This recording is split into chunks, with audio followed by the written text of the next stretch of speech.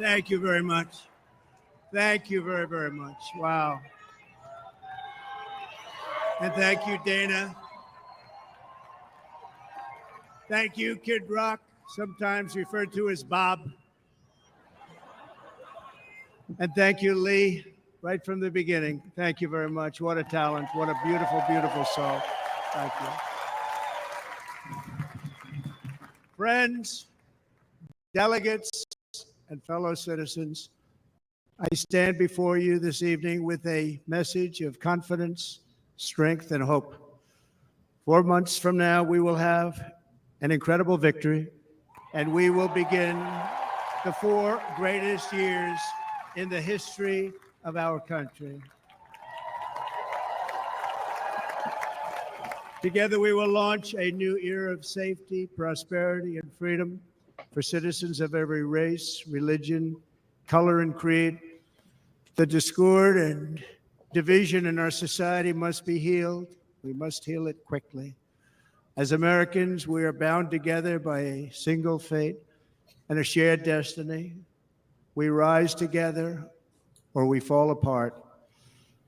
I am running to be president for all of America, not half of America, because there is no victory in winning for half of America. So tonight, with faith and devotion, I proudly accept your nomination for President of the United States. Thank you.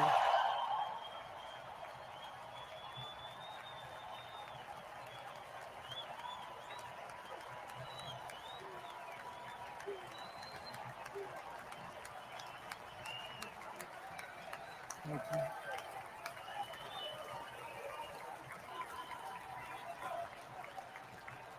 Thank you very much.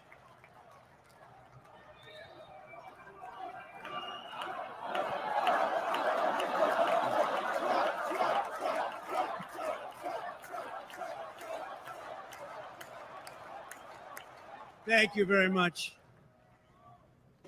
And we will do it right. We're going to do it right.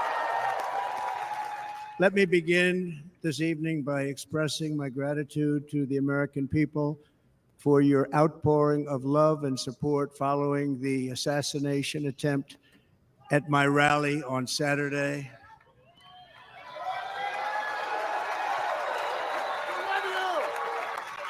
As you already know, the assassin's bullet came within a quarter of an inch of taking my life. So many people have asked me, what happened? Tell us what happened, please.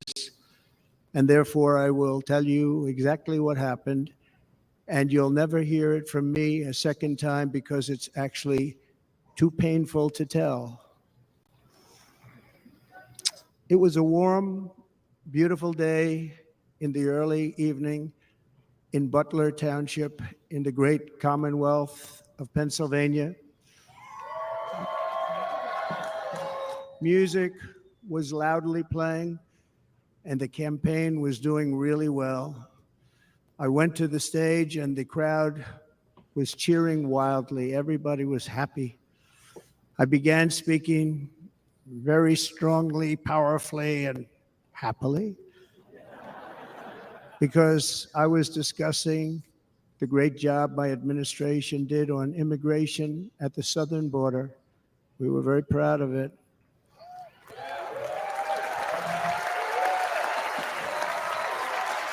Behind me and to the right was a large screen that was displaying a chart of border crossings under my leadership. The numbers were absolutely amazing. In order to see the chart, I started to, like this, turn to my right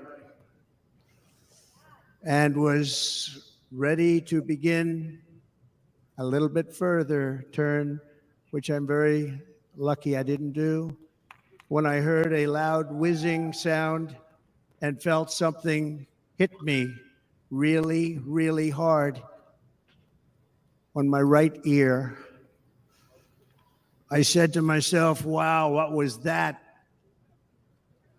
It can only be a bullet. and moved my right hand to my ear, brought it down. My hand was covered with blood, just absolutely blood all over the place.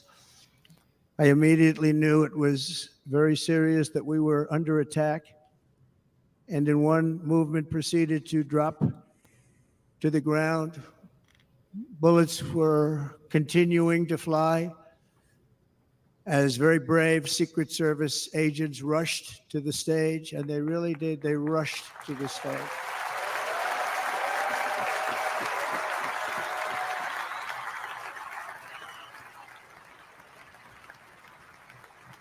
These are great people at great risk, I will tell you, and pounced on top of me so that I would be protected. There was blood pouring everywhere, and yet, in a certain way, I felt very safe because I had God on my side. I felt that.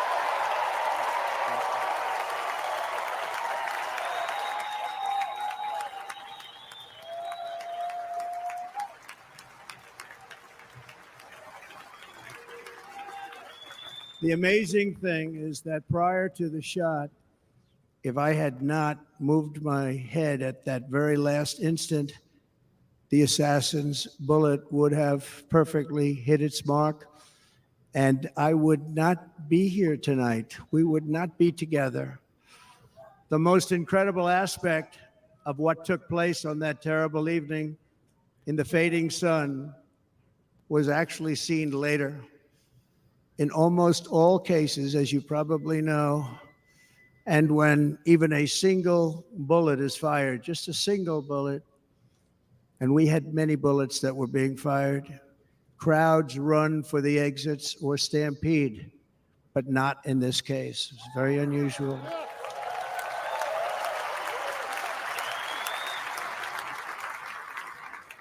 This massive crowd of tens of thousands of people stood by and didn't move an inch.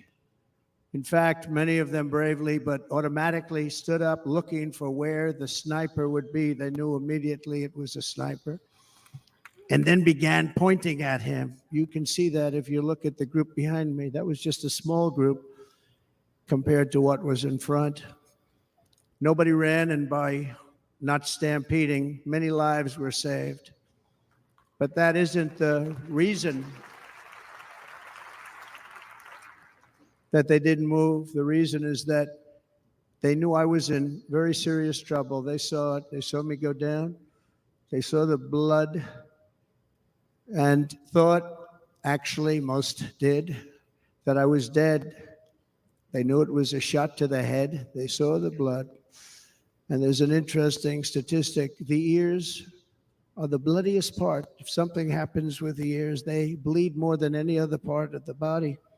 For whatever reason, the doctors told me that. I said, why is there so much blood? He said, it's the ears. They bleed more. So we learned something, but they just, this beautiful crowd, they didn't want to leave me. They knew I was in trouble. They didn't want to leave me. And you can see that love written all over their faces. They're incredible people. They're incredible people. Bullets were flying over us, yet I felt serene. But now the Secret Service agents were putting themselves in peril. They were in very dangerous territory. Bullets were flying right over them, missing them by a very small amount of inches. And then it all stopped. Our Secret Service sniper, from a much greater distance and with only one bullet used, took the assassin's life, took him out.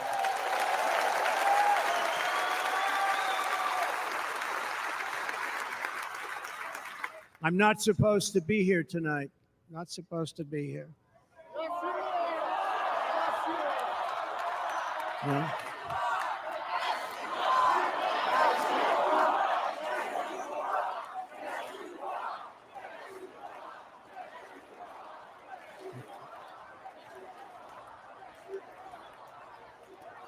Thank you. But I'm not. And I'll tell you, I stand before you in this arena only by the grace of Almighty God.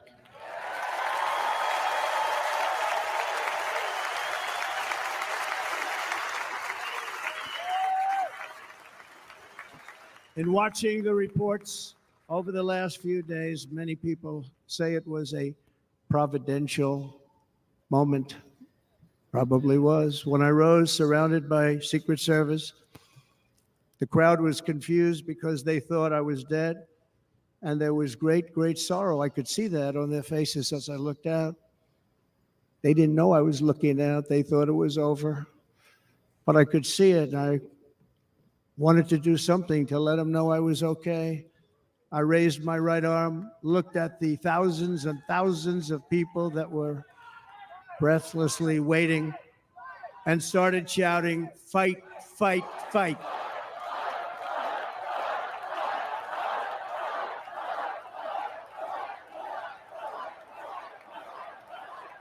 Thank you. Once my clenched fist went up, and it was high into the air, you've all seen that, the crowd realized I was okay and roared with pride for our country like no crowd I have ever heard before. Never heard anything like it.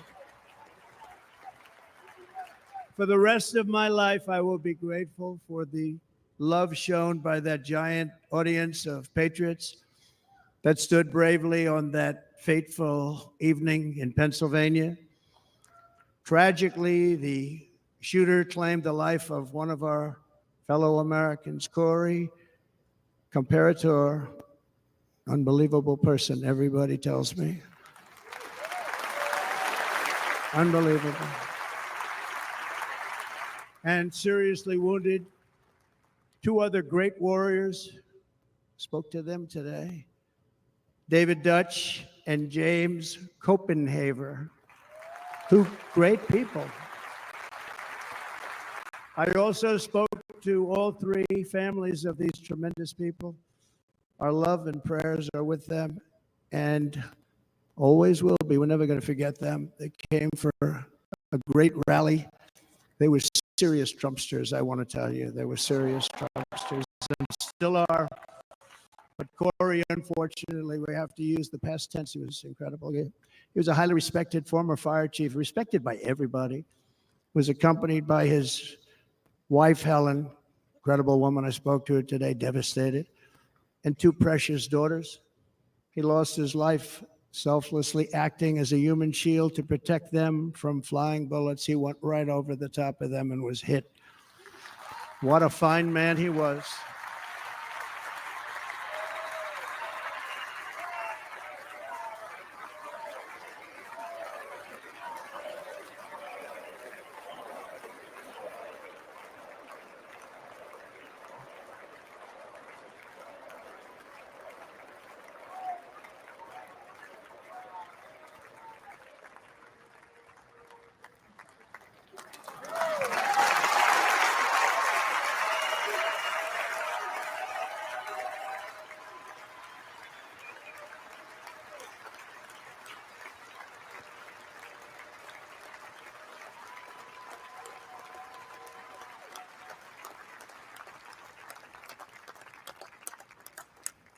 I want to thank the fire department and the family for sending his helmet, his outfit, and it was just something, and they're going to do something very special when they get it. But we did something which cannot match what happened, not even close. But I am very proud to say that over the past few days, we've raised $6.3 million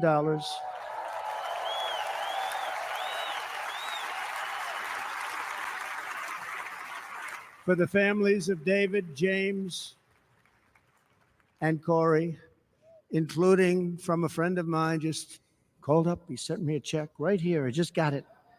$1 million from Dan Newland. Thank you, Dan. And again, when speaking to the family, I told them, I said, well, I'm going to be sending you a lot of money, but it can't compensate. They all said the same thing. You're right, sir. We appreciate so much what you're doing, but nothing can take the place in the case of Corey. And the other two, by the way, they were very, very seriously injured, but now they're doing very well. They're going to be okay.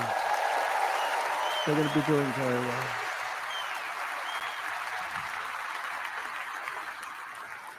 They're warriors. So now I ask that we observe a moment of silence in honor of our friend Corey.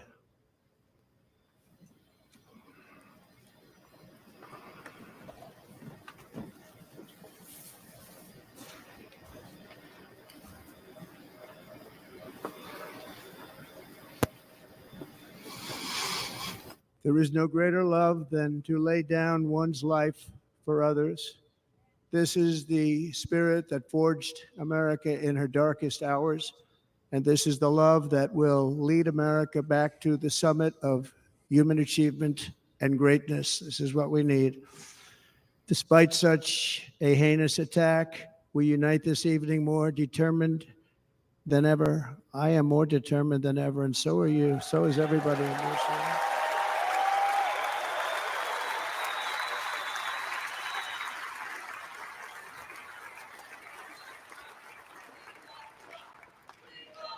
Thank you.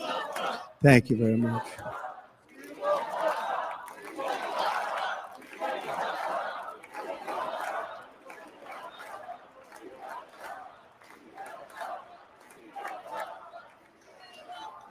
Our resolve is unbroken and our purpose is unchanged to deliver a government that serves the American people better than ever before.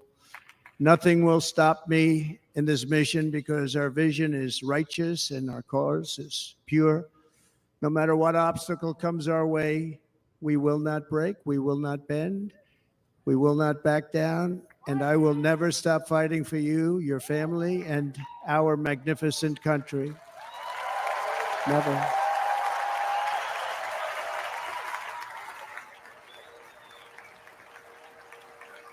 And everything I have to give with all of the energy and fight in my heart and soul, I pledge to our nation tonight. Thank you very much. I pledge that to our nation. I'm going to turn our nation around, and we're going to do it very quickly. Thank you.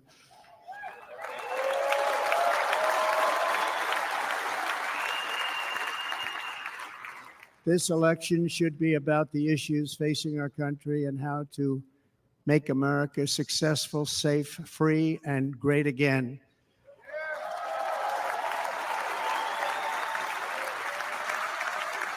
In an age when our politics too often divide us, now is the time to remember that we are all fellow citizens. We are one nation under God, indivisible, with liberty and justice for all.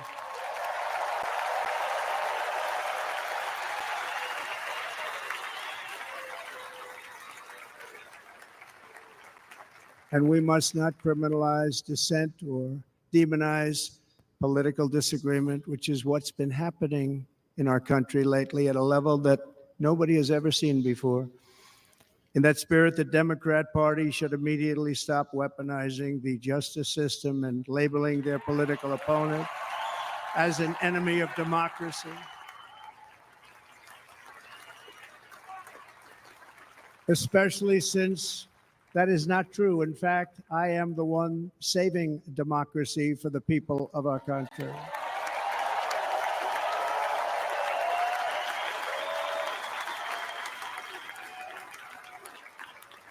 And very big news, as you probably just read, on Monday, a major ruling was handed down from a highly respected federal judge in Florida, Eileen Cannon, finding that the prosecutor and the fake documents case against me were totally unconstitutional, and the entire case was thrown out of court.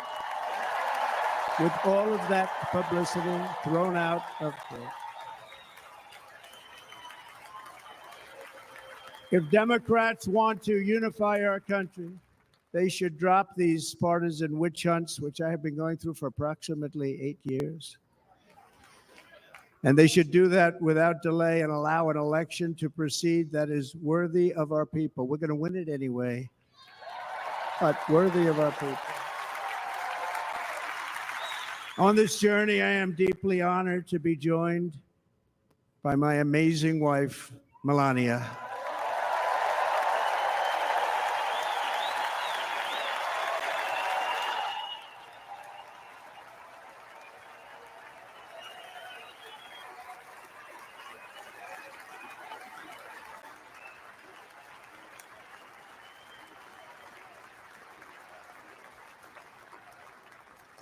And Melania, thank you very much. You also did something really beautiful, a letter to America calling for national unity, and it really took the Republican Party by surprise. I will tell you, it was beautiful.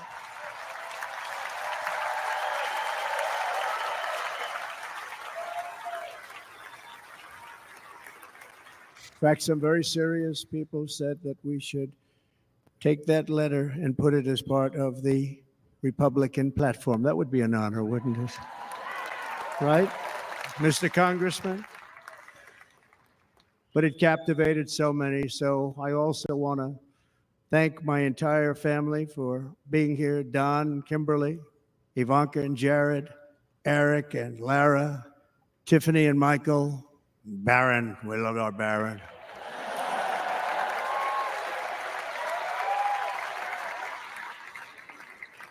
And of course, my 10 wonderful grandchildren. You saw a few of them up there on my lap before.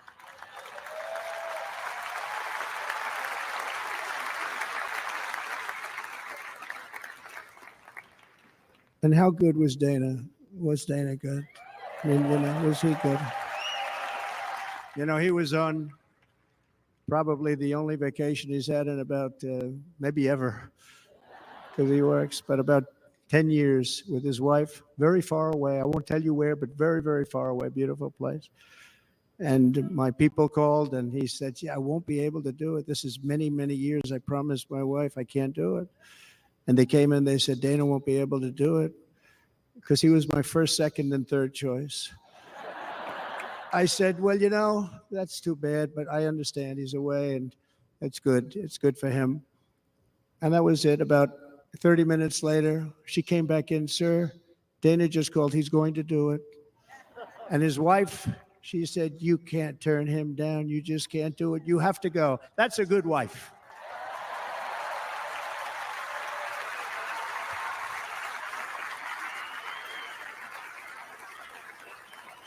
So he got on a plane. He got here a little while ago. Now he's going to get on the plane in a little while and he's going to go back home to his wife. But they're great. And I just want to thank her and him and their whole family because that's not easy. And Kid Rock, same thing. Called, he said, I want to be a part of it. I want to be a part because, Kid does his great song, Big, Big Monster song. I had no idea. He became a friend of mine over the last 10 years. And he's amazing. Everyone loves him. I didn't even know how big he was. He has rallies, 35, 40,000 people he gets every time he goes out. I think he's making so much money, he doesn't know what the hell to do with it. You want to know? And then we have my other friend that I've known him so long, and we took that song, and it was a big success, but we made that. I saw a chart of great songs to America. That was #1 on the chart recently, #1. So that's Lee Greenwood, a very special, beautiful person. He's a beautiful man. But they all wanted to be here. They called. And how about the Hulkster? How good was he? Is he up? Where is he? Boy, oh boy.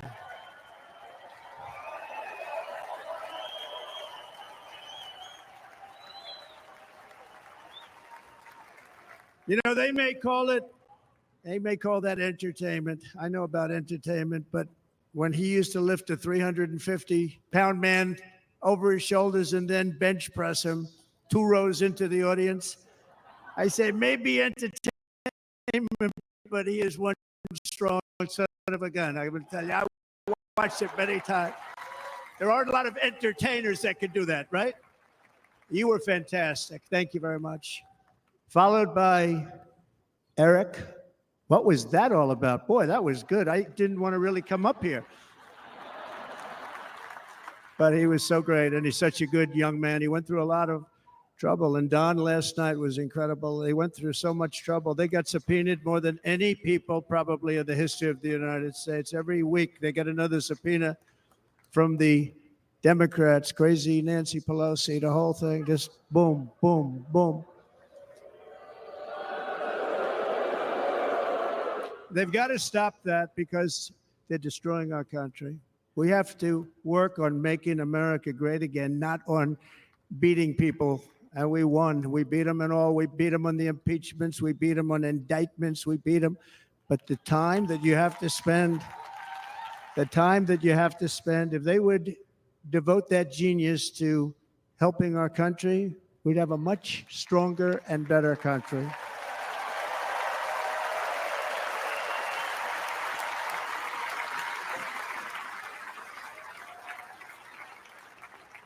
And Jason, the biggest star in country music. Jason, thank you for being here. Jason, thank you very much. Jason Aldean, he's good. I like his wife even better, by the way. She's here. Thank you, Jason. But I'm thrilled to have a new friend and partner fighting by my side. The next Vice President of the United States, the current Senator from Ohio, J.D. Vance, and his incredible wife, Usha.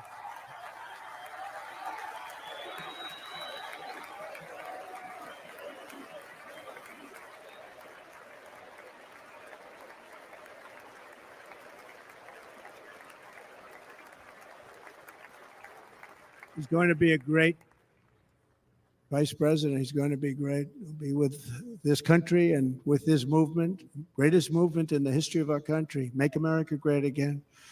When they criticize it, they say, we're going to try and stop MAGA. I said, MAGA is Make America Great Again. What are you going to stop? There's nothing to stop. Then they say, oh, that's right. It's very tough to fight it. And all of the people that did try and fight it have failed. But he's going to be with us for a long time, and it was an honor to select him. Great, great student at Yale. His wife was a great student at Yale. They met at Yale. These are two smart people. So, J.D., you're going to be doing this for a long time. Enjoy the ride.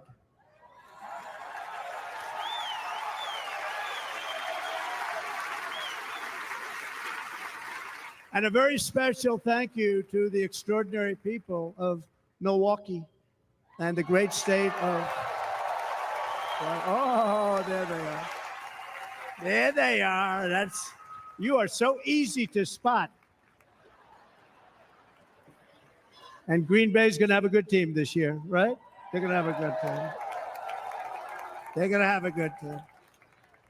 Most of the audience doesn't like it, but it's true. You're going to have a very good team this year. And by the way, Wisconsin, we are spending over $250 million here, creating jobs and other economic development all over the place. So I hope you will remember this in November and give us your vote. I am trying to buy your vote. I'll be honest about that.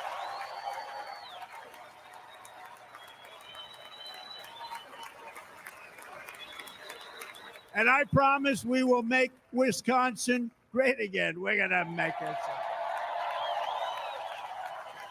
Thank you, Mr. Governor. Thank you very much.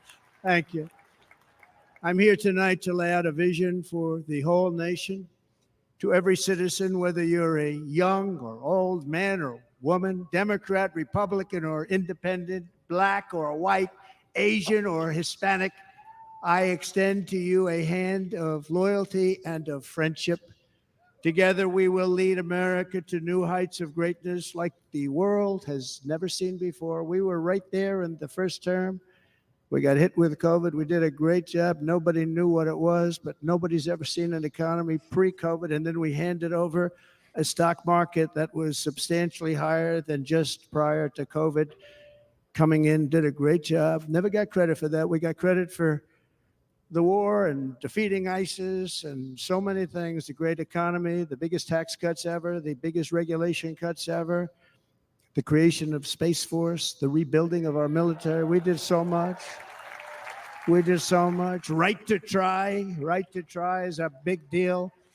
We got right to try. They were trying to get that for 52 years. Somebody's terminally ill, and hopefully there's nobody in this audience, but it does happen a lot. They're terminally ill and they can't use our new space age drugs and other things that we are way ahead. We have the greatest doctors in the world, the greatest laboratories in the world, and you can't do it. They've been trying to get that approved for 52 years. Wasn't that easy? The insurance companies didn't want to do it. They didn't want the risk. The labs didn't want to do it because if it didn't work, people are pretty far down the line toward death. They didn't want to do it. The doctors didn't want to have it on their records, so I got everybody into an office. 52 years they tried. Sounds simple, but it's not. And I got them to agree that somebody that needs it will, instead of going to Asia, Europe, or someplace, or if you have no money going home and dying, just die. We got them to sign an agreement, agree to it, where they're not going to sue anybody. They're going to get all of this stuff. They're going to get it really fast. And what's happened is we're saving thousands and thousands of lives. It's incredible. Right to try.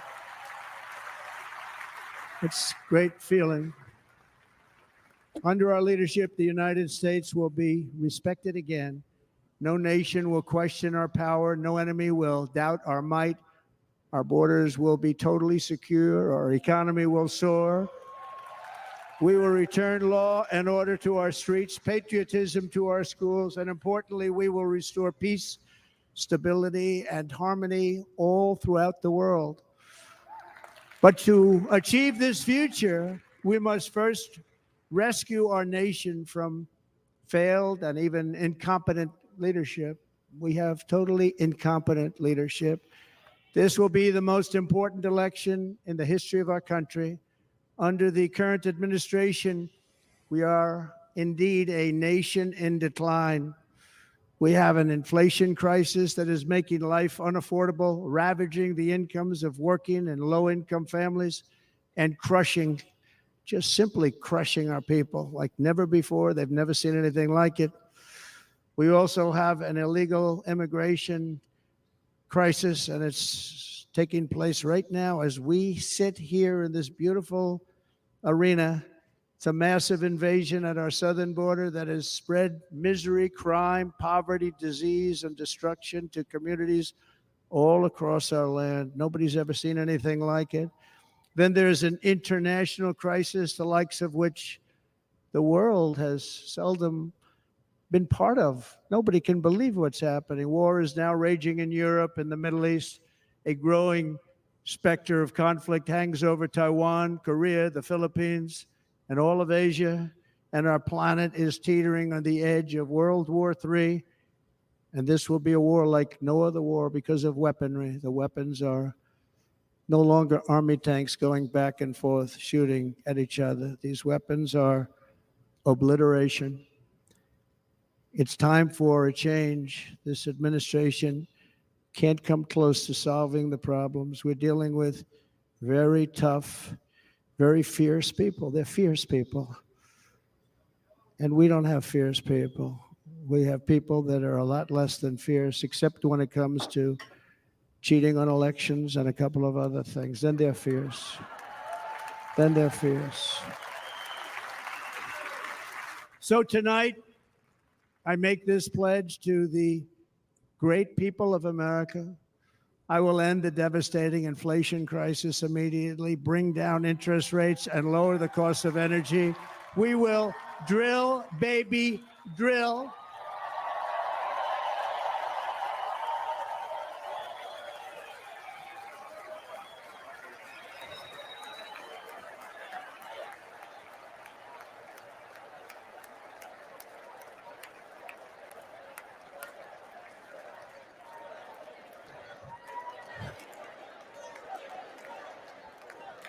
Can you believe what they're doing?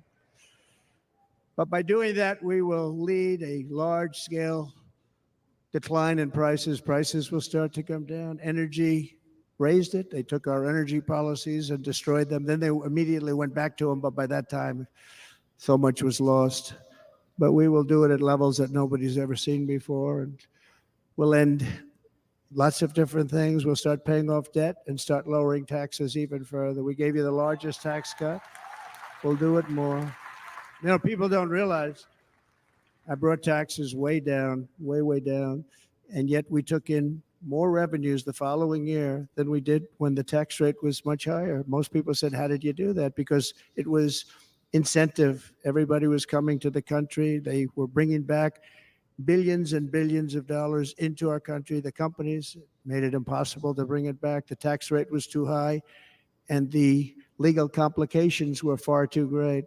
I changed both of them, and hundreds of billions of dollars by Apple and so many other companies were brought back into our nation, and we had an economy the likes of which no nation had ever seen. China, we were beating them at levels that were incredible.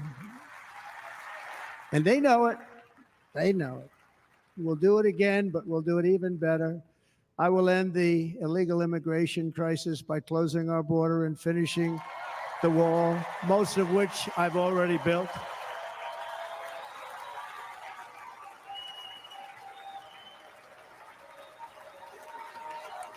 On the wall, we were dealing with a very difficult Congress.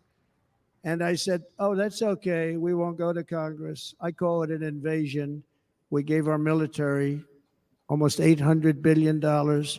I said, I'm going to take a little of that money because this is an invasion. And we built, most of the wall is already built. And we built it through using the funds because what's better than that? We have to stop the invasion into our country that's killing hundreds of thousands of people a year. We're not going to let that happen. I will end every single international crisis that the current administration has created, including the horrible war with Russia and Ukraine, which would have never happened if I was president, and the war caused by the attack on Israel, which would have never happened if I was president. Iran was broke. Iran had no money. Now Iran has $250 billion. They made it all over the last 2.5 years. They were broke. I watched the other day on a show called Deface the Nation. Has anyone seen it? And they had a congressman who was a Democrat say, well, whether you like him or not, Iran was broke dealing with Trump. I told China and other countries, if you buy from Iran, we will not let you do any business in this country, and we will put tariffs on every product you do send in of 100% or more. And they said to me, well, I think that's about it. They weren't going to buy any oil. And they were ready to make a deal. Iran was going to make a deal with us. And then we had that horrible, horrible result that we'll never let happen again. The election result, we're never going to let that happen again. They used COVID to cheat. We're never going to let it happen again. And they took off all the sanctions and they did everything possible for Iran. And now Iran is very close to having a nuclear weapon, which would have never happened. This is a shame what this administration, the damage that this administration has done. And I say it often, if you took the 10 worst presidents in the history of the United States, think of it, the 10 worst, added them up, they will not have done the damage that Biden has done. Only going to use the term once. Biden, I'm not going to use the name anymore, just one time. The damage that he's done to this country is unthinkable. It's unthinkable. Together we will restore vision, strength, competence, and we're going to have a thing called common sense making most of our decisions, actually. It's all common sense. Just a few short years ago, under my presidency, we had the most secure border and best economy in the history of our country, in the history of the world. We had the greatest economy in the history of the world. We had never done anything like it. We were beating every country, including China, by leaps and bounds. Nobody had seen anything like it. We had no inflation, soaring incomes were going. Nobody can believe it. You can't believe what happened 4 years ago is happening now in reverse. And the world was at peace. Inflation has been a killer for our country. No matter what you make it, it doesn't matter because inflation is eating you alive. People that were putting away money, they were making great wages, the highest they've ever made, but they were putting away a lot of money. Now they are just being destroyed. They're not putting away anything. They're barely living. They're going into savings accounts. They're taking out their money to live because of inflation. Inflation, remember, it's called a country buster. You can go back to Germany from 100 years ago. You can go back to any country that suffered great inflation. We've suffered the worst inflation we've ever had. But go back and see what's happened to those countries. We've had the worst inflation we've ever had under this person. But in less than 4 years, our opponents have turned incredible success into unparalleled tragedy and failure. It's been a tremendous failure. Today, our cities are flooded with illegal aliens. Americans are being squeezed out of the labor force and their jobs are taken. By the way, you know who's taking the jobs that are created? 107% of those jobs are taken by illegal aliens. And you know who's being hurt the most by millions of people pouring into our country? The black population and the Hispanic population, because they're taking the jobs from our black population, our Hispanic population, and they're also taking them from unions. The unions are suffering because of it. Thank you. Thank you. I like you too. Thank you very much. Inflation has wiped out the life savings of our citizens and forced the middle class into a state of depression and despair. That's what it is. It's despair and depression. We cannot and will not let this continue. Less than 4 years ago, we were a great nation, and we will soon be a great nation again. We're going to be a great nation again.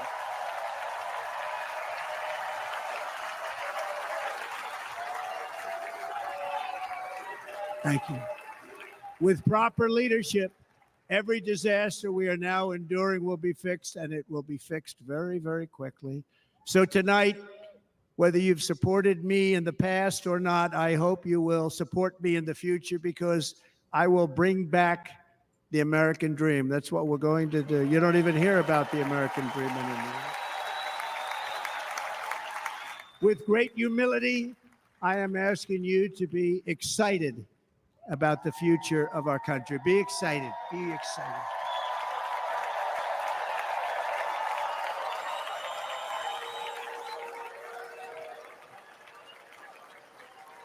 And by the way, the news reports, oh, look at all of those big networks. Look at them. They're all here.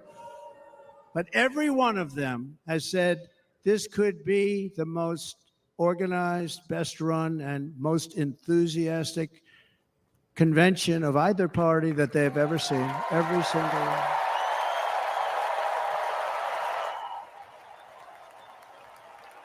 And it's true. It's true. And there's love in the room. There's great love in the room.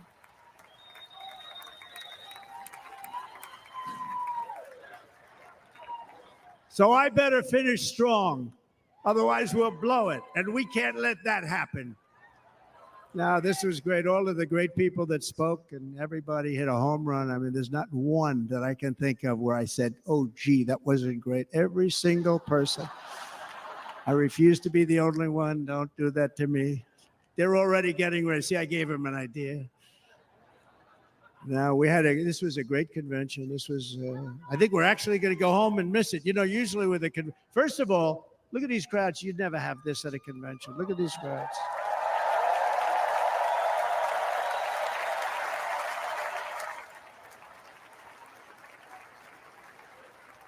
Love. It's about love. This week, the entire Republican Party has formally adopted an agenda for America's renewal, and you saw that agenda.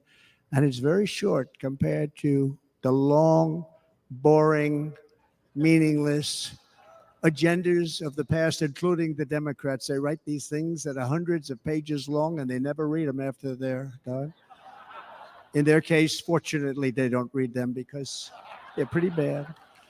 It's a series of bold promises that we will swiftly implement when you give us a Republican House And Mr. Speaker, thank you very much.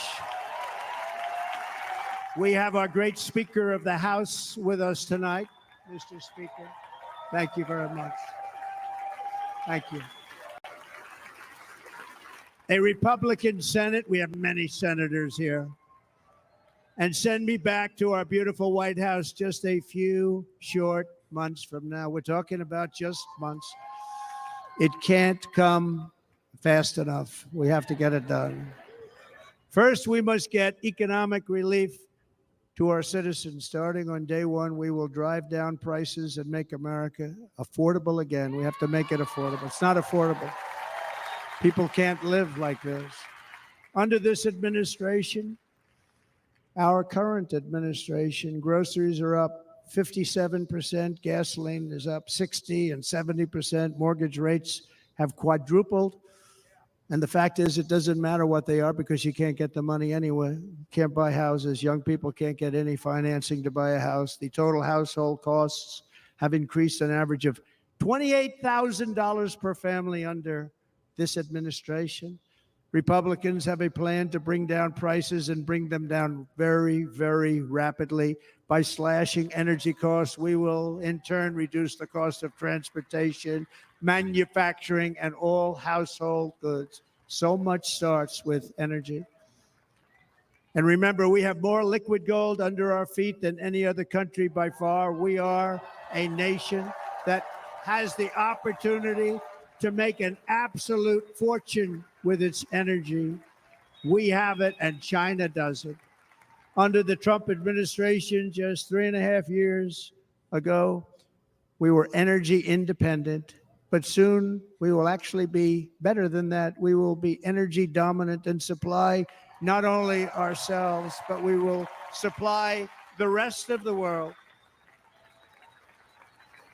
with numbers that nobody has ever seen, and we will reduce our debt, $36 trillion. We will start reducing that, and we will also reduce your taxes still further. Next, and by the way, they want to raise your taxes 4 times. Think of it.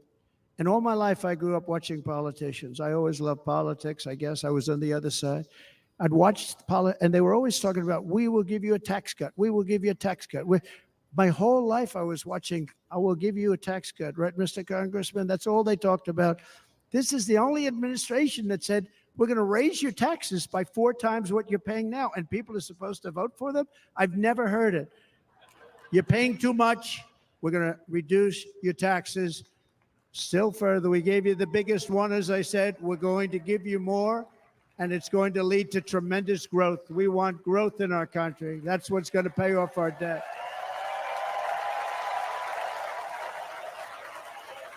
And next, we will end the ridiculous and actually incredible waste of taxpayer dollars that is fueling the inflation crisis. They spent trillions of dollars on things having to do with the Green New Scam. It's a scam. And that's caused tremendous inflationary pressures in addition to the cost of energy. And all of the trillions of dollars that are sitting there not yet spent, we will redirect that money for important projects like roads, bridges, dams, and we will not allow it to be spent on meaningless Green New Scam ideas.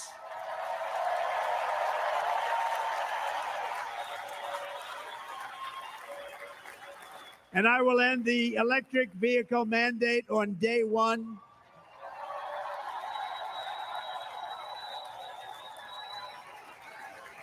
Thereby saving the U.S. auto industry from complete obliteration, which is happening right now, and saving U.S. customers thousands and thousands of dollars per car. And right now, as we speak, large factories just started, are being built across the border in Mexico. So with all the other things happening on our border, and they're being built by China to make cars and to sell them into our country. No tax, no anything. The United Auto Workers ought to be ashamed for allowing this to happen. And the leader of the United Auto Workers should be fired immediately. And every single auto worker, union and non-union, should be voting for Donald Trump, because we're going to bring back car manufacturing, and we're going to bring it back fast.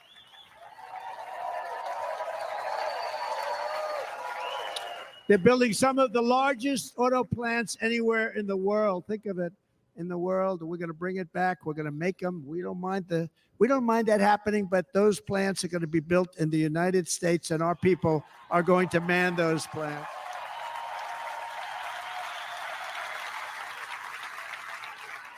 And if they don't agree with us, we'll put a tariff of approximately 100 to 200% on each car, and they will be unsellable in the United States.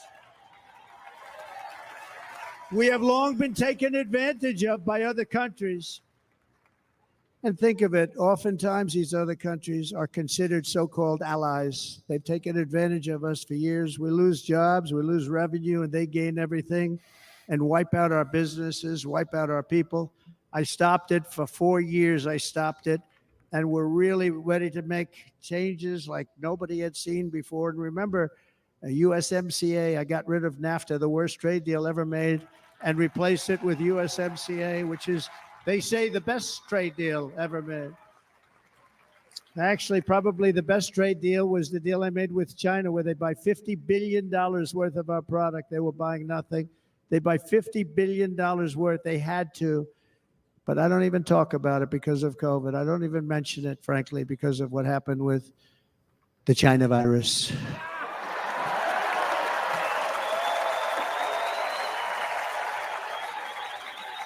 We will not let countries come in, take our jobs, and plunder our nation. They come and do that. They plunder our nation. The way they will sell their product in America is to build it in America. Very simple. Build it in America and only in America.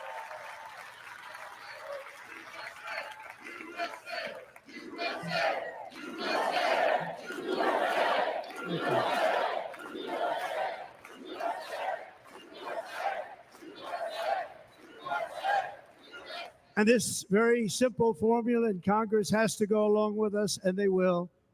This very simple formula will create massive numbers of jobs. We will take over the auto industry again, and many, many hundreds of thousands of jobs. We lost so many jobs over the years.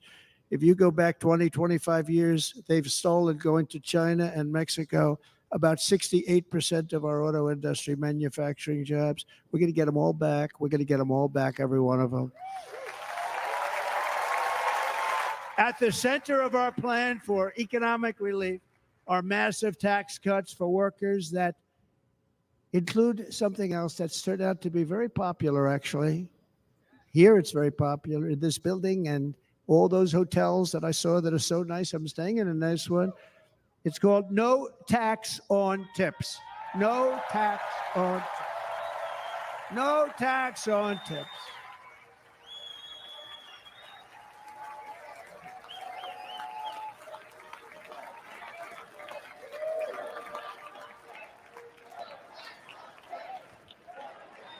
I got that by having dinner recently in Nevada, where we're leading by about 14 points. Hello. I'll see you there very soon, everybody. And we're having dinner at a beautiful restaurant in the Trump building on the Strip, and it's a great building, and the waitress comes over. How's everything going? Really nice person. How's everything? Oh, sir, it's so tough. The government's after me all the time on tips, tips, tips. I said, well, they give you cash. Would they be able to find him? She said, actually, and I didn't know this. She said, very little cash is given. It's all put right on the check. And they come in and they take so much of our money. It's just ridiculous. And they don't believe anything we say. And they've just hired, as you know, 88,000 agents to go after them even more. And I said, this shows the level of my, most people go out, they hire consultants, they pay millions of dollars. But I said to her, let me just ask you a question. Would you be happy if you had no tax on tips? She said, what a great idea. I got my information from a very smart waitress. That's better than spending millions of dollars. And everybody loves it. Waitresses and caddies and drivers and everybody's a large group of people that are being really hurt badly. They make money, let them keep their money. I'm going to protect Social Security and Medicare. Democrats are going to destroy Social Security and Medicare because all of these people, by the millions they're coming in, they're going to be on Social Security and Medicare and other things, and you're not able to afford it. They are destroying your Social Security and your Medicare. Under my plan, incomes will skyrocket, inflation will vanish completely, jobs will come roaring back, and the middle class will prosper like never, ever before, and we're going to do it very rapidly.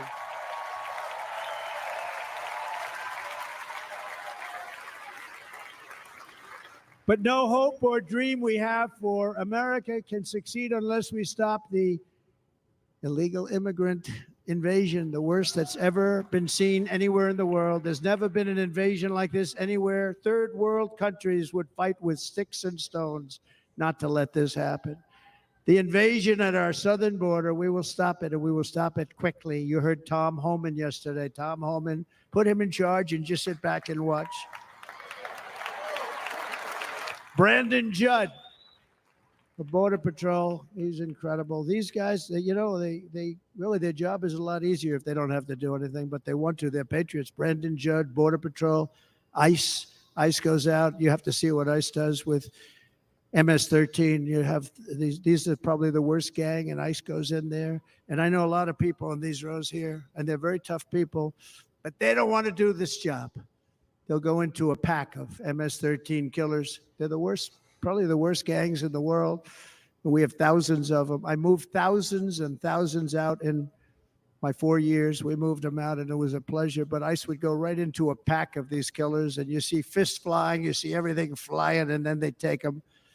They put them in a paddy wagon. They take them back, and they get them out of our country. And the other countries weren't accepting them back. And I called up, and I said, tell them that we're not giving them economic aid anymore. And the next day, I got calls from all of these countries that were terminated. Billions of dollars we spend on economic aid to countries that does us, frankly, no good. And the next day, I was called by everybody. I couldn't take all the calls. Sir, what's the problem? I said, you won't take your killers back that you sent in caravans into America. You won't take them back. Well, sir, if you'd like us to, we would give very serious consideration to doing that. And within 24 hours, they were being taken back. For years and years, when I first came in, they said President Obama tried to get him to go back, and they wouldn't accept him. They'd put planes on the runway so you couldn't leave the plane. They'd close the road so you couldn't take the buses. They'd all have to turn back. As soon as I said no more economic aid of any kind to any country that does that, they called back and they said, sir, it would be our great honor to take MS-13. We love them very much. We love them very much, sir. We'll take them back. At the heart of the Republican platform is our pledge to end this border nightmare and fully restore the sacred and sovereign borders of the United States of America. And we're going to do that on day one.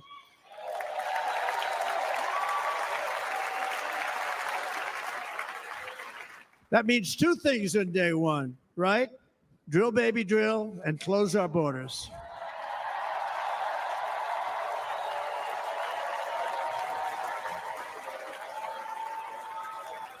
And by the way, and I think everybody as a Republican, as a patriot in this room, and most Democrats, we want people to come into our country, but they have to come into our country legally.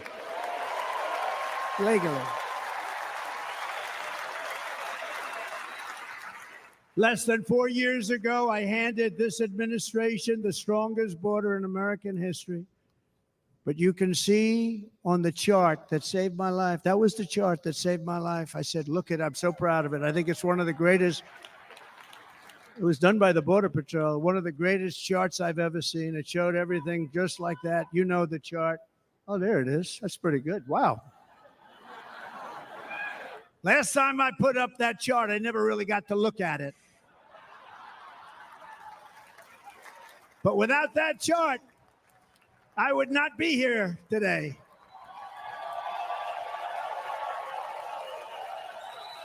Never got to look at it.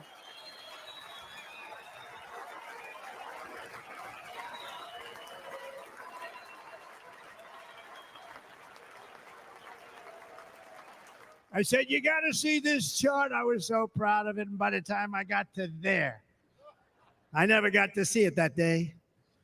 But I'm seeing it now, and I was very proud. If you look at the arrow on the bottom, that's the lowest level, the one on the bottom, heavy red arrow. That's the lowest level of illegal immigrants ever to come into our country in recorded history, right there. Right there. And that was my last week in office. And then you see what happened after I left. Look at the rest. And if you go out a little bit further, it's getting to be a little bit old, but I love it anyway, right?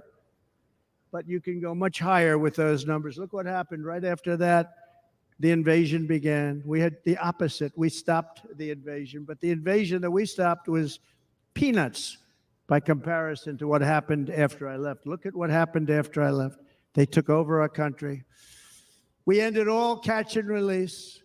We shut down asylum fraud. We stopped human trafficking and forged historic agreements to keep illegal aliens on foreign soil. We want them to stay on their soil. Under the Trump administration, if you came in illegally, you were apprehended immediately and you were deported. You went right back. The current administration terminated every single one of those great Trump policies that I put in place to seal the border. I wanted a seal border. Again, come in, but come in legally. You know how unfair it is? So many people, hundreds of thousands of people have been working for years to come into our country. And now they see these people pour into our country at levels that are unprecedented. It's so unfair. And we're not going to do it. We're not going to stand for it. They suspended wall construction, ended remain in Mexico. We had a policy, remain in Mexico. You think that was easy to get from the Mexican government? But I said, you must give it to us. If you don't give it to us, there will be repercussions. And they gave it to us, but not easy. Canceled our Safe Third agreements. Demolished Title 42, implemented nationwide catch and release. That's catch and release, where we catch them and release them into our country. We catch them and release them into Mexico. There's a slight difference. And took 93, this is the previous administration, 93 executive actions to throw open our border to the world. The entire world is pouring into our country because of this very foolish administration. The greatest invasion in history is taking place right here in our country. They are coming in from every corner of the earth, not just from South America, but from Africa, Asia, the Middle East. They're coming from everywhere. They're coming at levels that we've never seen before. It is an invasion indeed, and this administration does absolutely nothing to stop them. They're coming from prisons. They're coming from jails. They're coming from mental institutions and insane asylums. The press is always on me because I say this. Has anyone seen Silence of the Lambs?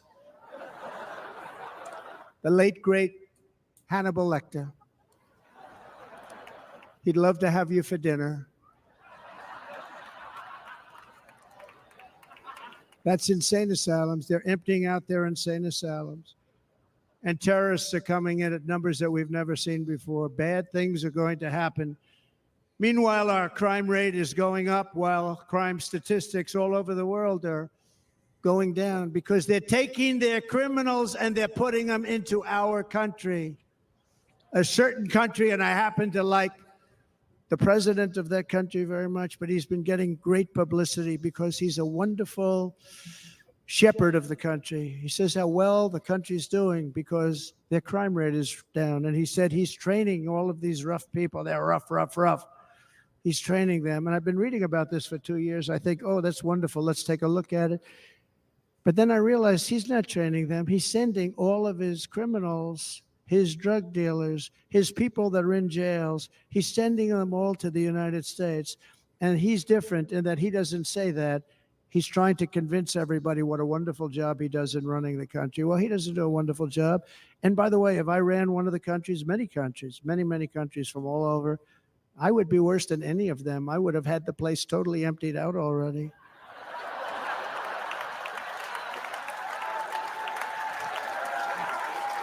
But we become a dumping ground for the rest of the world, which is laughing at us. They think we're stupid. And they can't believe that they're getting away with what they're getting away with, but they're not going to be getting away with it for long. That's what I can tell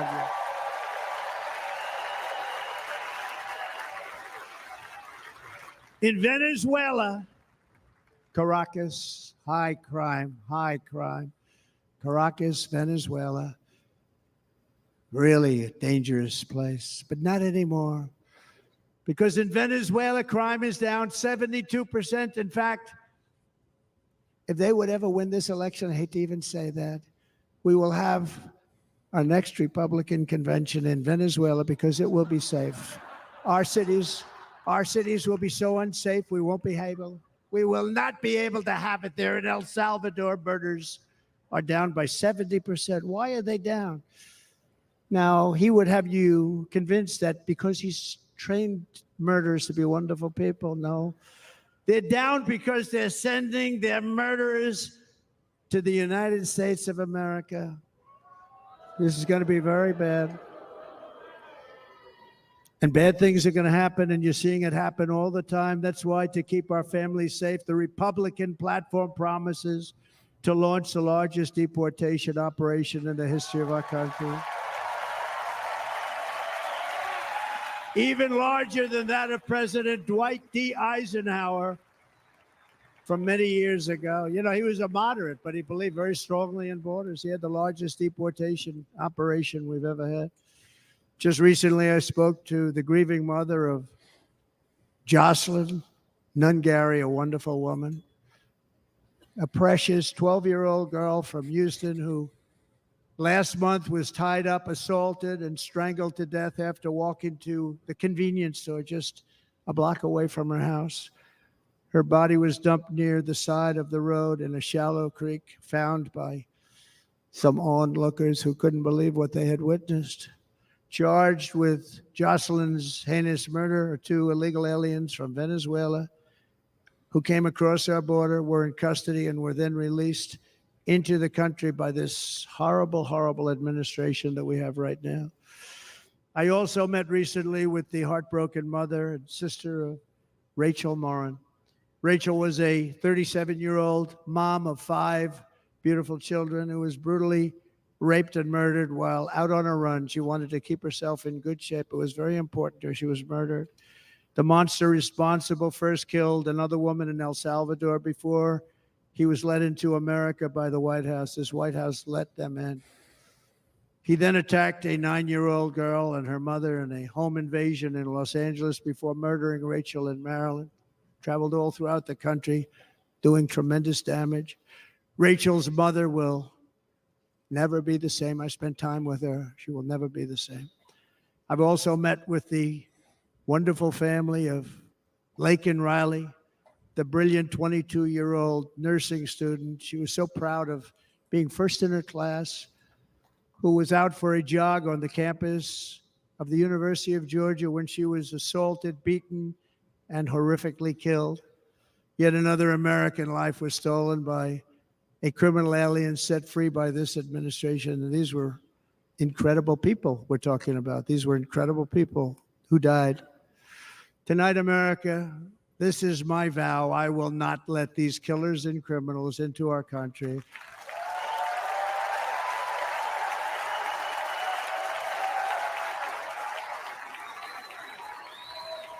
I will keep our sons and daughters safe. As we bring security to our streets, we will help bring stability to the world. I was the first president in modern times to start no new wars. You know, we were the toughest. We were the most respected. And you saw this. Hungry, strong country run by very powerful, tough leaders, tough guy. Press doesn't like him because he's tough. And he came out recently. They were asking him at an interview, the whole world is exploding. What's happening? What's going on? Viktor Orban, Prime Minister of Hungary, very tough man. He said, I don't want people coming into my country and blowing up our shopping centers and killing people. But they said to him, tell us what's going wrong, what's happening, what is it? He said, there's only one way you're going to solve it. You got to bring President Trump back to the United States because he kept everybody at bay. So he used a word I wouldn't use because I can't use that word, because you'd say it was braggadocious. The press would say he was a braggart. I'm not a braggart. But Viktor Orban said it. He said Russia was afraid of him. China was afraid of him. Everybody was afraid of him. Nothing was going to happen. The whole world was at peace. And now the world is blowing up around us. All of these things that you read about were not going to happen. Under President Bush, Russia invaded Georgia. Under President Obama, Russia took Crimea. Under the current administration, Russia is after all of Ukraine. Under President Trump, Russia took nothing.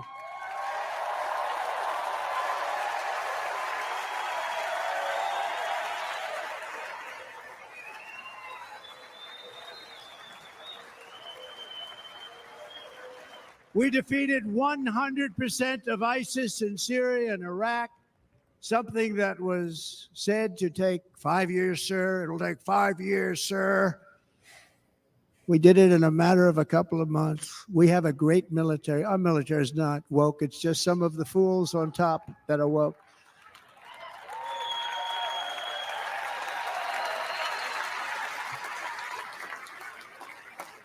I got along very well. North Korea, Kim Jong-un, I got along very well with him. The press hated when I said that. How could you get along with him? Well, you know, it's nice to get along with somebody who has a lot of nuclear weapons or otherwise, isn't it? See, in the old days, they'd say, that's a wonderful thing. Now they say, how could you possibly do that? But no, I got along with them, and we stopped the missile launches from North Korea. Now North Korea is acting up again, but when we get back, I get along with him. He'd like to see me back, too. I think he misses me, if you want to know the truth. Our opponents inherited a world at peace and turned it into a planet of war. We're in a planet of war. Look at that attack on Israel. Look at what's happening with Ukraine. The cities are just bombed out. How can people live like that where buildings, massive buildings, are falling to the ground? It began to unravel with the disastrous withdrawal from Afghanistan, the worst humiliation in the history of our country. We have never had a humiliation like that. 13 heroic U.S. service members were tragically and needlessly killed. 45 others were horrifically wounded. Nobody ever talks about them. No arms, no legs, face explosions, horrifically wounded. And by the way, we have a man in this room who's running for the U.S. Senate from a great state, Nevada, named Sam Brown, who paid the ultimate price. Thank you, Sam. Thank you, Sam. Thank you.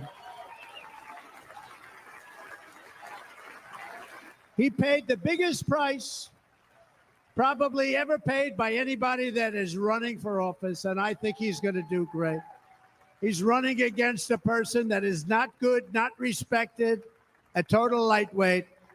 But Sam, I think, paid, really, we were talking about it with some of the senators that are working so hard for Sam, but he paid the biggest price of any senator ever to run for the Senate. I don't think anybody's ever what he did. He was a real hero, a really great person. And he's running, and I hope that everybody gets out and votes for Sam Brown.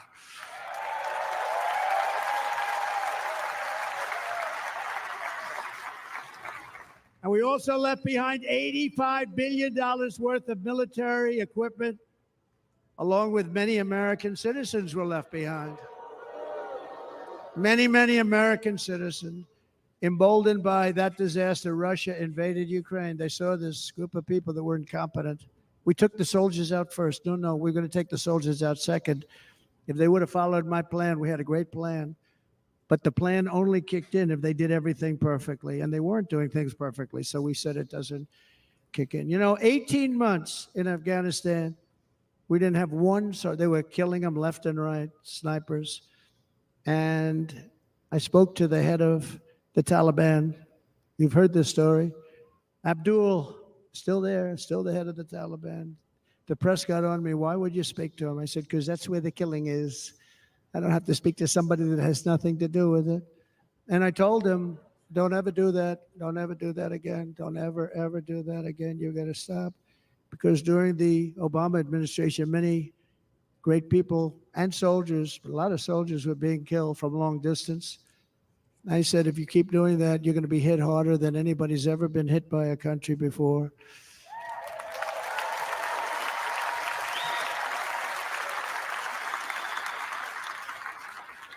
And he said, I understand, Your Excellency. He called me Your Excellency. I wonder if he calls the other guy Your Excellency. I doubt it. The other guy gave him everything. I mean, what kind of a deal was that? He walked out, gave him everything.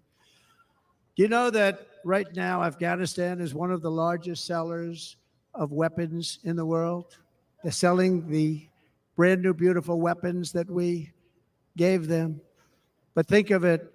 He actually said to me, but why do you show me a picture of my home? I said, you'll have to ask your people or one of your wives. But he could figure it out. And for 18 months, we had not one attack on an American soldier by the Taliban. 18 months.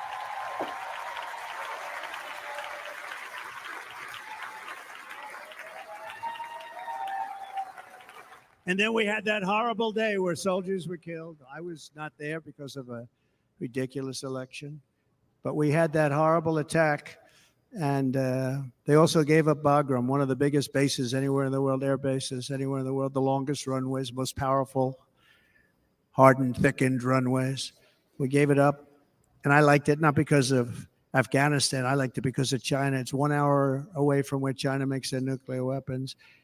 And you know who has it now? China has it now. We were keeping that.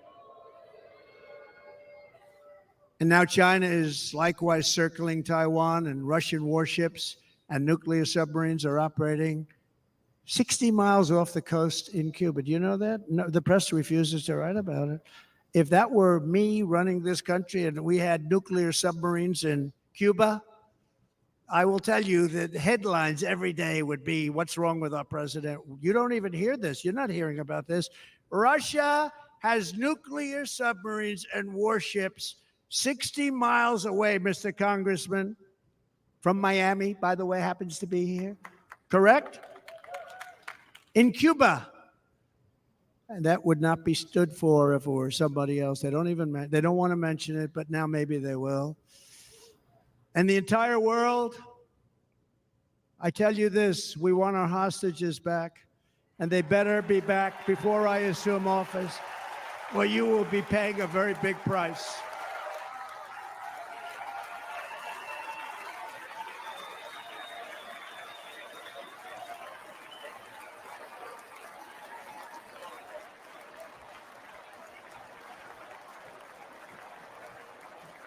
With our victory in November, the years of war, weakness, and chaos will be over. I don't have wars. I had no wars other than ISIS, which I defeated, but that was a war that was started. We had no wars. I could stop wars with a telephone call. I could stop wars with just a telephone call. If properly stated, it would never start. We will replenish our military and build an Iron Dome missile defense system to ensure that no enemy can strike our homeland. And this great Iron Dome will be built entirely in the USA. We're going to build it in the USA. And Wisconsin, just like I gave you that massive ship contract, and you're doing a very nice job, Governor, right?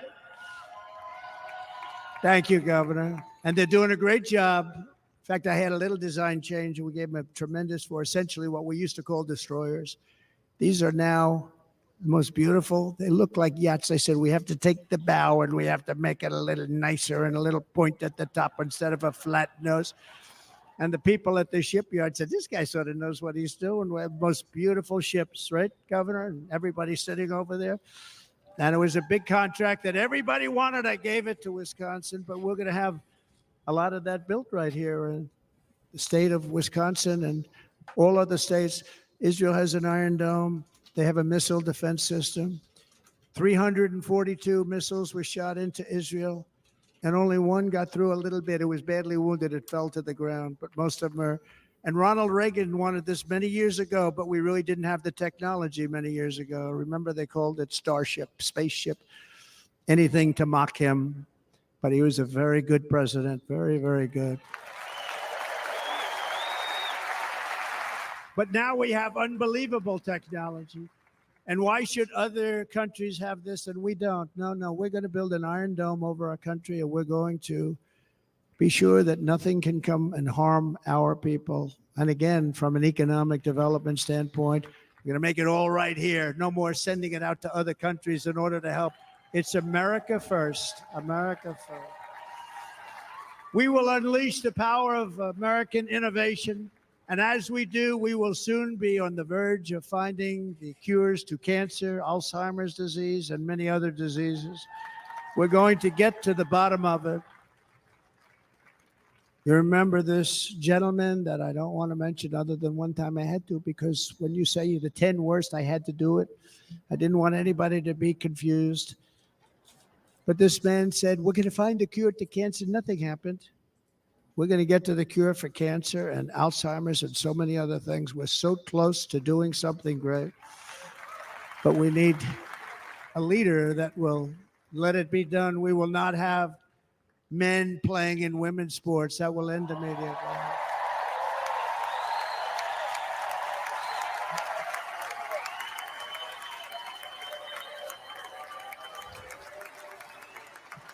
And we will restore and renovate our nation's once great cities, making them safe, clean, and beautiful again. And that includes our nation's capital, which is a horrible killing field. So many things. They leave from Wisconsin. They go to look at the Washington Monument. They end up getting stabbed, killed, or shot. We will be very soon very proud of our capital, again, Washington, D.C.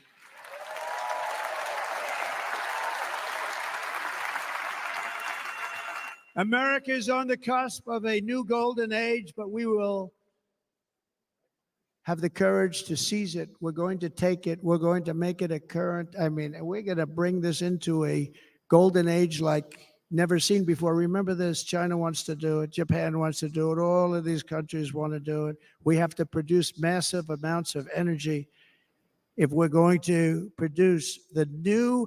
If you look at some of the things that have been done, and some of the things that we're going to do. But AI needs literally twice the electricity that's available now in our country. Can you imagine? But instead, we're spending places where they recharge electric cars. They built 8 chargers at a certain location toward the Midwest.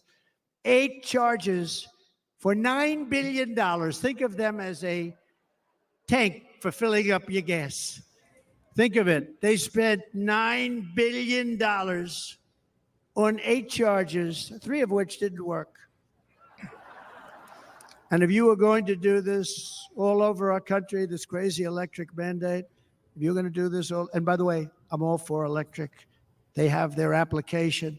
But if somebody wants to buy a gas-powered car, gasoline-powered car, or a hybrid, they're going to be able to do it. And we're going to make that change on day 1.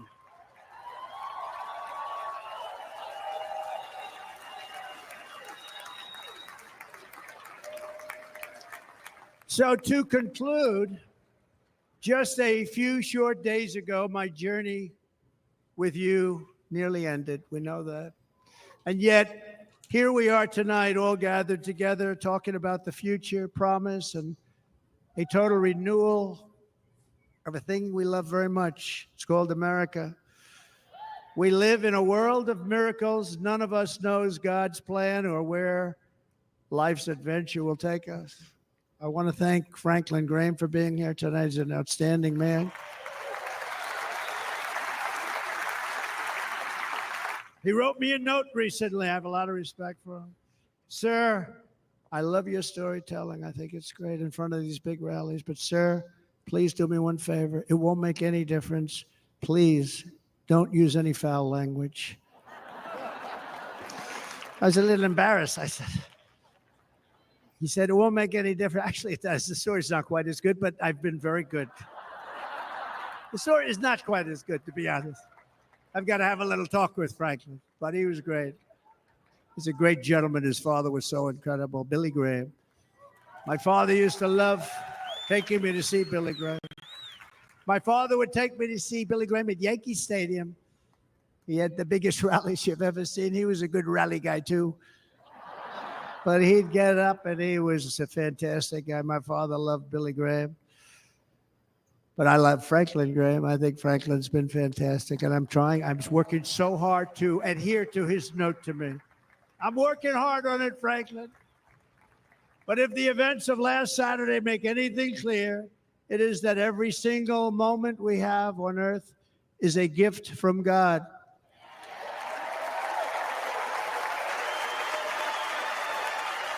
We have to make the most of every day for the people and for the country that we love. The attacker in Pennsylvania wanted to stop our movement, but the truth is the movement has never been about me. It has always been about you. It's your movement. It's the biggest movement in the history of our country by far. Can't be stopped. It can't be stopped. It has always been about the hardworking, patriotic citizens of America. For too long, our nation has settled for too little. We settled for too little. We've given everything to other nations, to other people. You've been told to lower your expectations and to accept less for your families. I am here tonight with the opposite message. Your expectations are not big enough. Not big enough. It is time to start expecting and demanding the best leadership in the world, leadership that is bold, dynamic, relentless, and fearless. We can do that. We are Americans. Ambition is our heritage. Greatness is our birthright. But as long as our energies are spent fighting each other, our destiny will remain out of reach, and that's not acceptable. We must instead take that energy and use it to realize our country's true potential and write our own thrilling chapter of the American story. We can do it together. We will unite. We are going to come together, and success will bring us together.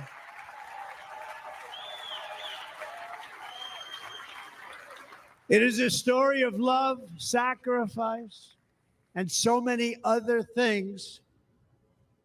And remember the word devotion. It's unmatched devotion. Our American ancestors crossed the Delaware, survived the icy winter at Valley Forge, and defeated a mighty empire to establish our cherished republic. They fought so hard, they lost so many. They pushed thousands and thousands of miles across a dangerous frontier, taming the wilderness to build a life and a magnificent home for their family. They packed their families into covered wagons, trekked across hazardous trails, scaled towering mountains, and braved rivers and rapids to stake their claim on the wide open, new, and very beautiful frontier. When our way of life was threatened, American patriots marched onto the battlefield, raced into enemy strongholds, and stared down death and stared down those enemies to keep alive the flame of freedom.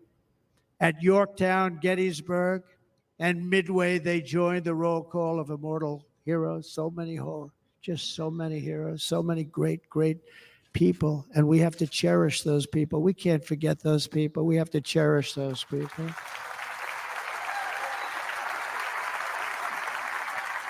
And building monuments to those great people is a good thing, not a bad thing. They saved our country. No challenge was too much. No hardship was too great. No enemy was too fierce. Together, these patriots soldiered on and endured, and they prevailed because they had faith in each other, faith in their country, and above all, they had faith in their God.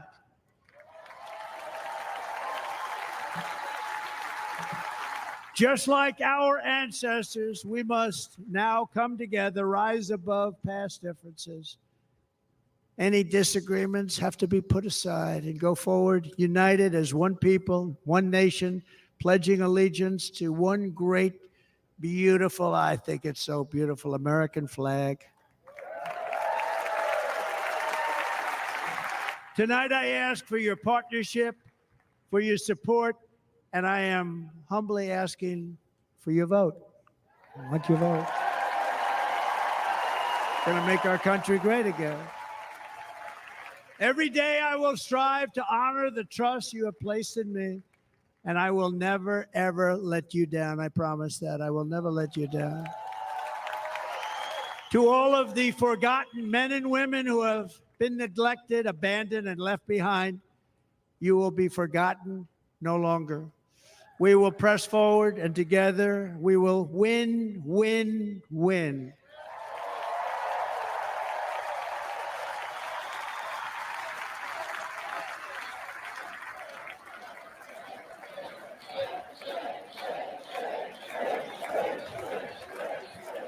Win, win, win, win, win, win. Nothing will sway us, nothing will slow us, and no one will ever stop us. No matter what dangers come our way, no matter what obstacles lie in our path, we will keep striving toward our shared and glorious destiny, and we will not fail. We will not fail.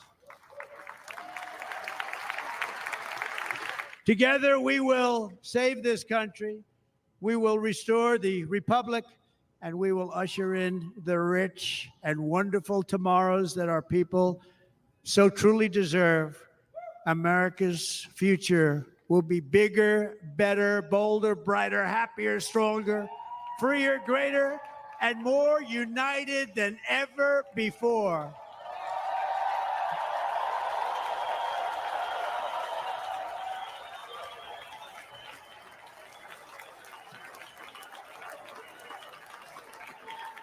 And quite simply put, we will very quickly make America great again. Thank you very much. Thank you very much, Wisconsin. God bless you. God bless you, Wisconsin, and God bless the United States of America, our great country. Thank you very much, everybody. Thank you.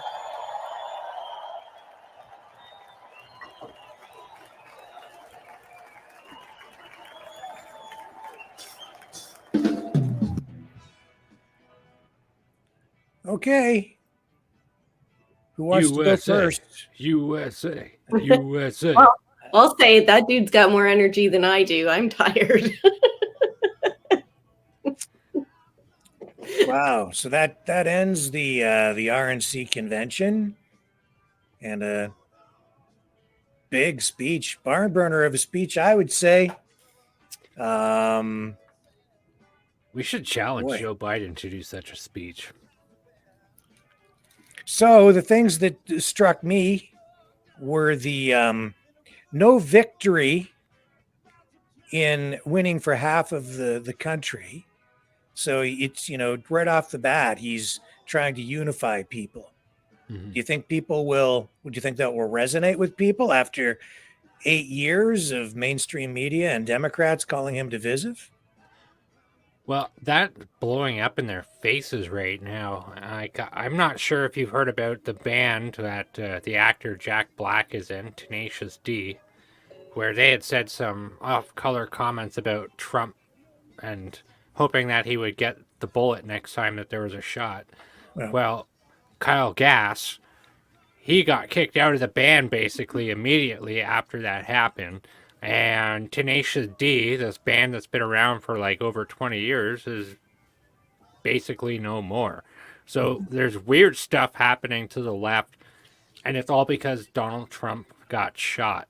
So I'm wondering if this is what's actually going to help unify America. Just like you said, Rick. Yeah. It's interesting. They take his ear off, trying to take him out, or when I say they, I think loosely speaking, right?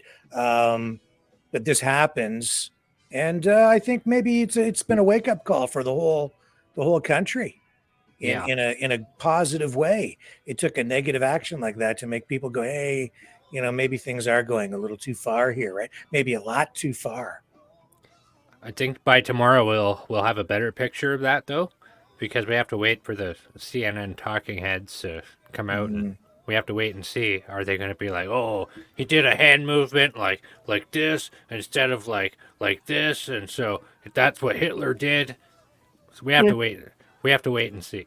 Yeah. I think they Yeah. have to be careful with their words, though, right now. That they can't go and start calling him Hitler again, because it's all over the place, all the times that they referred to him as Hitler.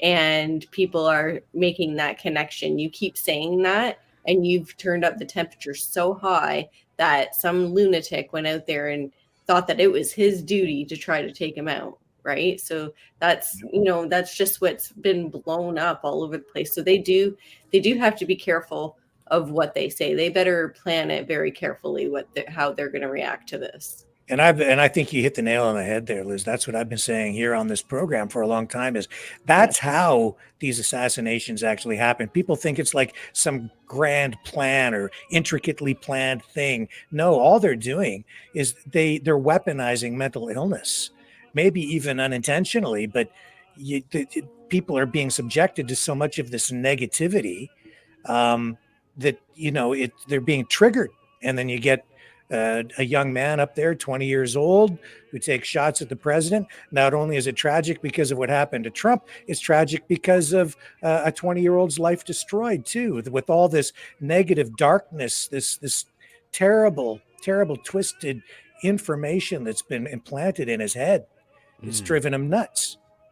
Yeah, I'll be honest. I have a little bit of a hard time with when people are saying they're happy he's dead, just because he is like, I hate to use the word victim, but like, he was only 20. He was a victim. He absolutely was a I victim. can say that, Yes. right? Like, somehow it got in his head, and he was obviously mentally ill, and he was only 20, barely an adult, right? Yeah. You're still not making good decisions at 20 years old. I don't care. And for him to be dragged into that, and there just had to be so much brainwashing going on. Who knows what was going on with that poor kid? And like, yeah, we don't want people like that roaming around society, but at the same time, it's tragic because he was only 20. He could have there was so much potential there that a young man could, achieve in his lifetime, and that's gone. A wasted life. Yes. He's a human being, and his life had value, like, despite his shortcomings, and that ultimately we can't lose sight of that, because then we'll be no better than they are. And Trump has to get back in the White House because little Rocket Man misses him. Nobody got along better than I did with him. But on a serious note, do you think Trump has the secret sauce to solve these problems with these wars and the potential for World War III here? I do. He's got a proven track record. And I think that he has dropped a little bit of hints about that here, because if you think about, he used, if you do this, we're gonna do 100% tariff, 200% tariff. You won't be able to sell anything. He said that at least 3 or 4 times throughout the night. He knows people are watching. Like, Russia's watching this. Everybody's watching that. He knows that. He's dropping hints. He's like, this is what's gonna happen. I don't think that's a hint. I think that's just him telling them what exactly he's going to do. And he sees the threat to the entire country. It's an existential threat, these economic challenges that have been lodged against America, these giant factories being built in Mexico. I've been talking about it on my automotive show. the Chinese building all these electric vehicles, and our politicians dumping unprecedented amounts of money, billions and billions and billions and billions of taxpayer dollars into retooling these plants and giving these grants to these auto companies and other companies to build the batteries, and it's not working. And he's just laying it out for people. It's like, this isn't working. We have to make a change. If we don't change course right now, it will be an absolute disaster for the country. It will devastate the economy. And thoughts? Yeah, I think you're bang on there, and I think at the end of the day, honestly, he's saying the things that people want to hear, and not because he knows what people want to hear, but he means it. Mm-hmm. He stands behind all of those things. People are so tired of, well, like he said, the economy, the inflation, everything being sent to a different country instead of the USA. And along with that is all the woke bullshit, right? Mm-hmm. It's all of it. And it's, again, refreshing to hear a leader come up and say, in all honesty, the bullshit's over. You put me out there and the bullshit ends. I think he's uniquely qualified in that he, as a business person, he's traveled the world. He's very worldly. He understands international economics, international politics, the geopolitical realities, because he's been around. He really does know.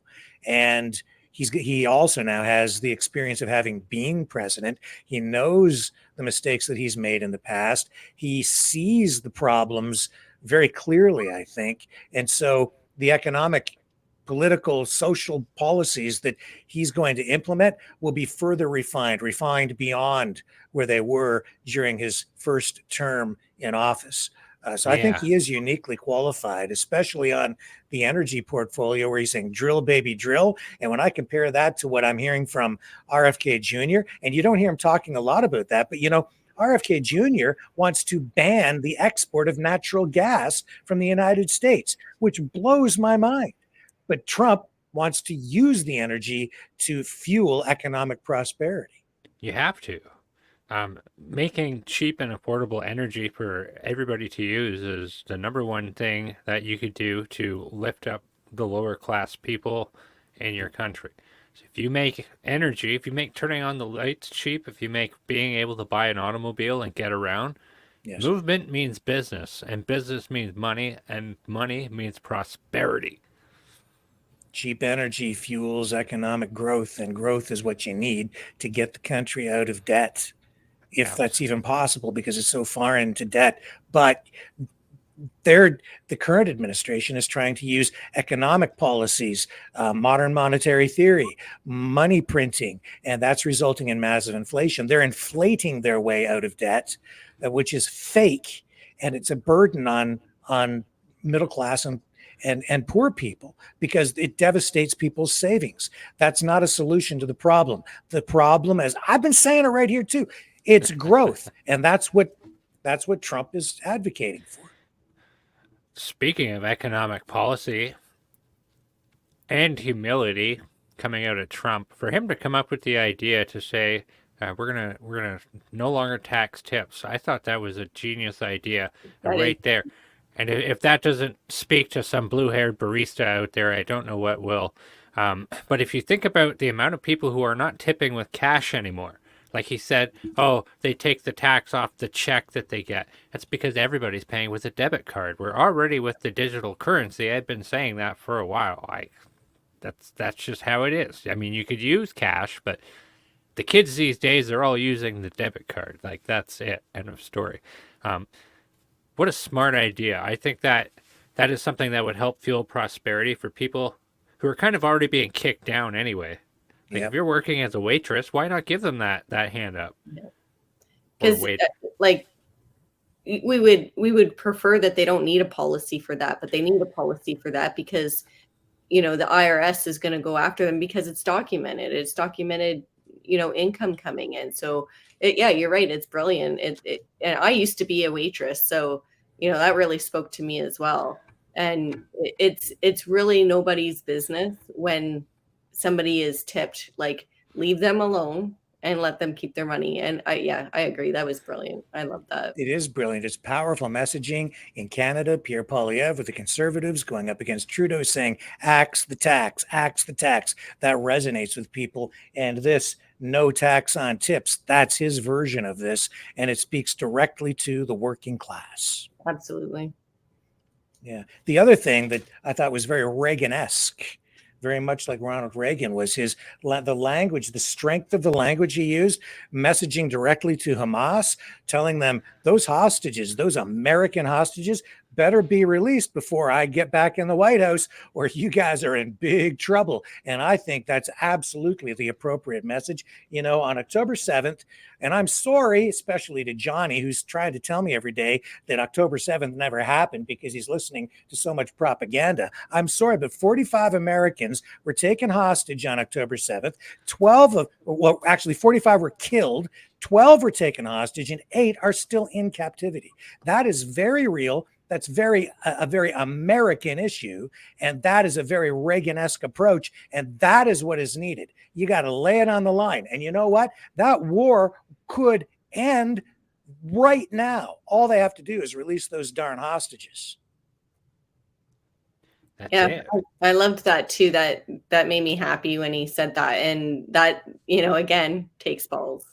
Like, Sure does. yes, Yeah. yes, but we all know that he's got the biggest of them all. If Reagan was in office, and I would absolutely support this, no negotiations, no talking until you release the damn hostages. You don't negotiate with terrorists. And if you're they took a baby hostage, they took elderly people hostage, children.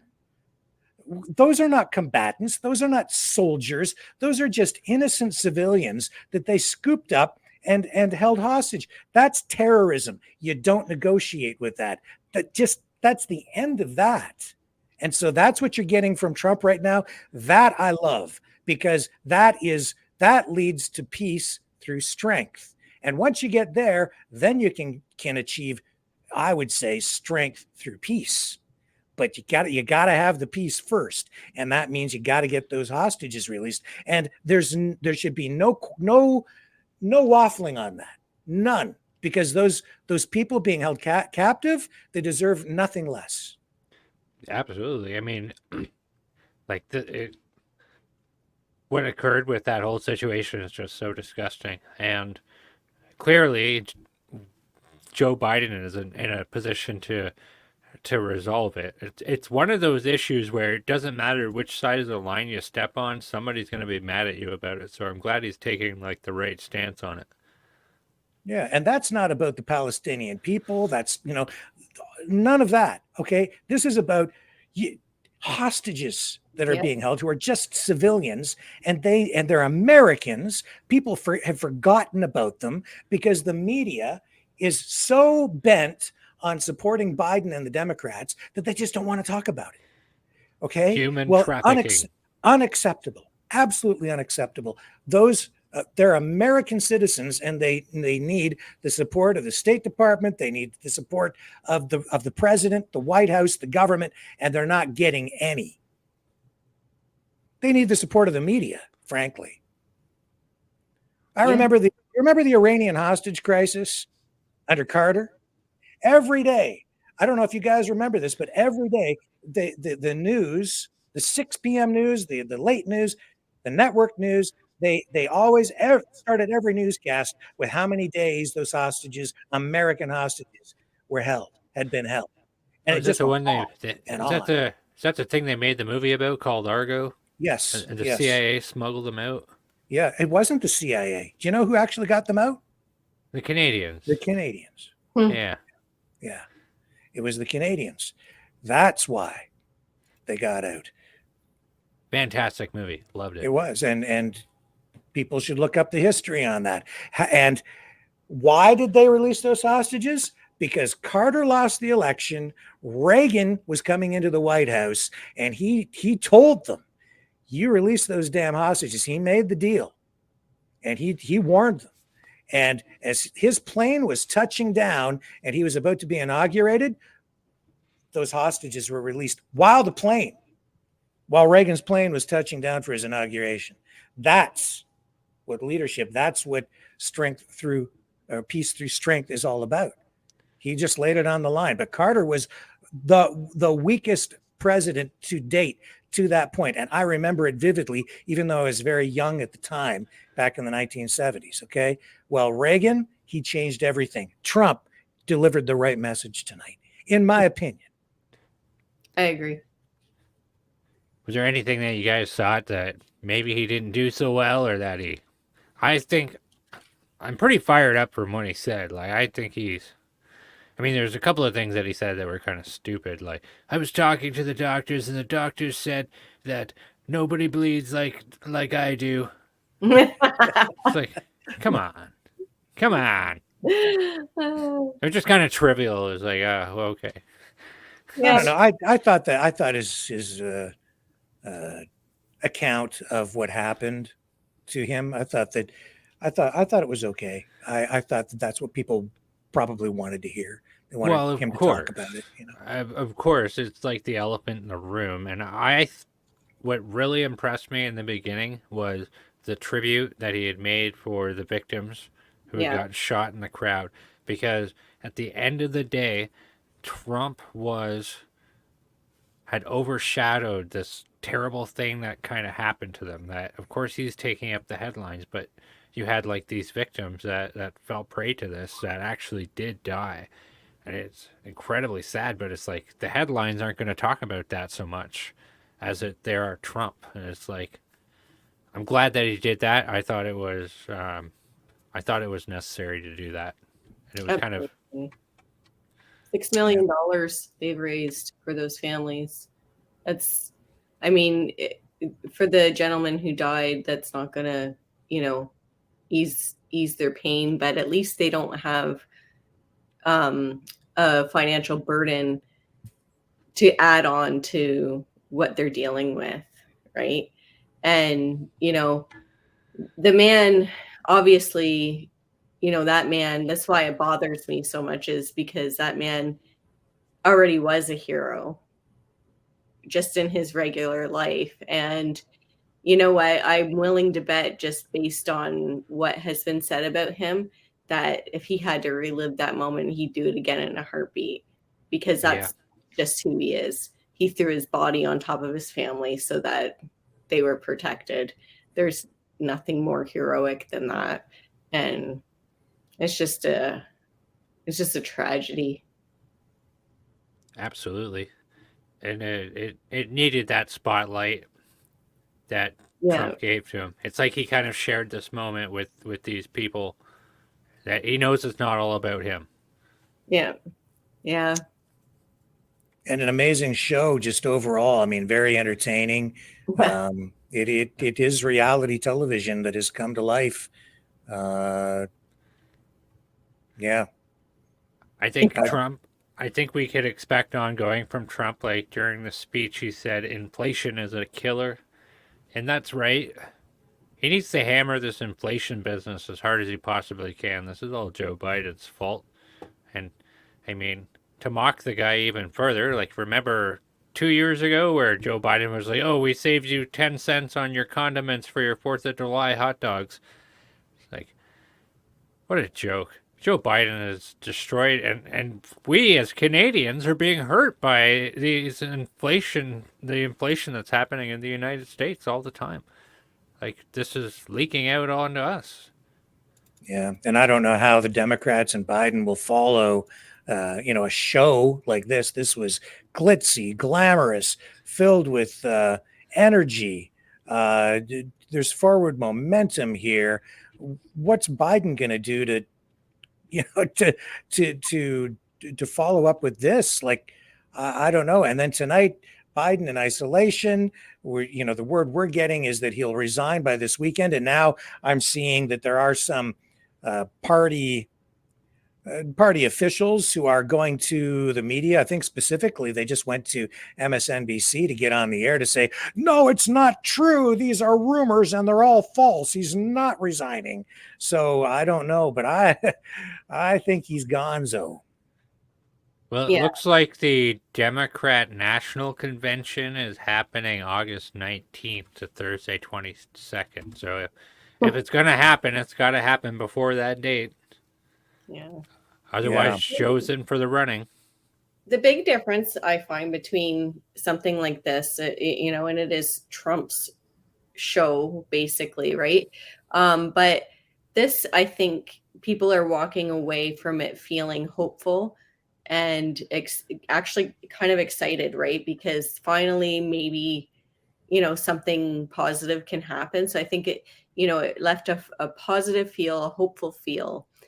Whenever I've seen the Democrats speak, it just seems like it's fear and anger, right? Like, look at what they talk about. Like, we're going to have abortion clinics on every corner. Like, what the hell's that, right? Like, Yeah. it's just a completely different vibe.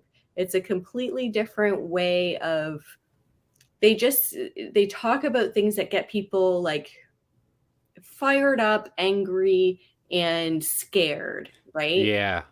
Like, so, and then on this side, it's more positive, hopeful.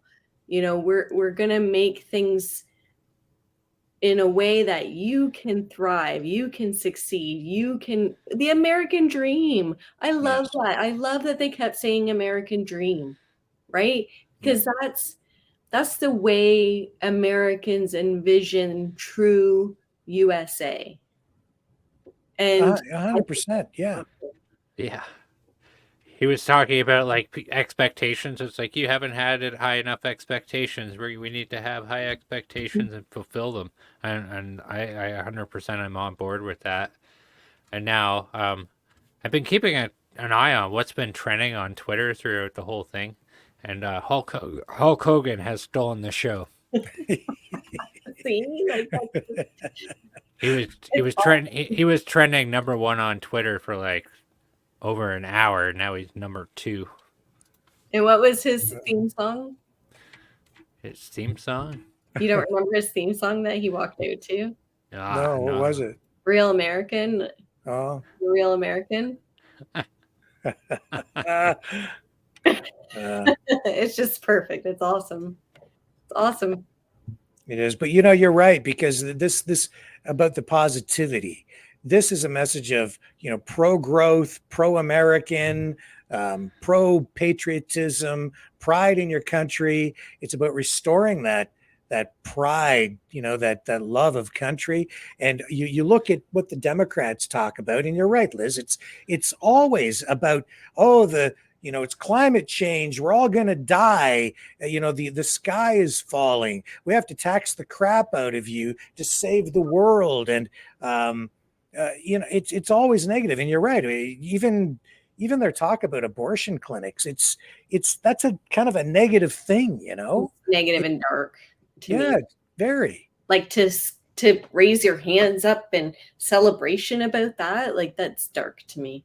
Yeah, it's but this was a very positive message. And even as he talks about, you know, the wars, you know, he's offering people what he would say is a solution. He's got a path to peace.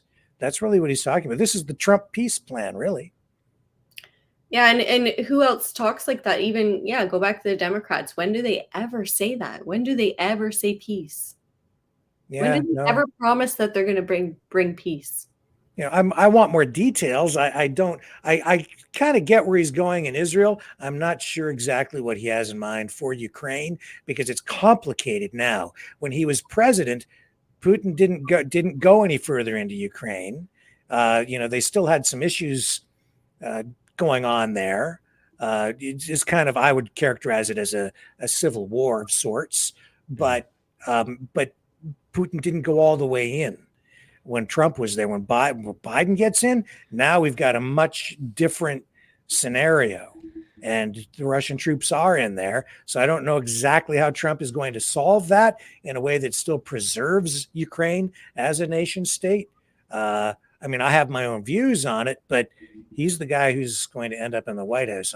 I want to know what he has planned there to not only bring that war to an end, but make sure that it's done in a way that preserves the integrity of Europe, the security of Europe, neighboring countries, and the integrity of NATO.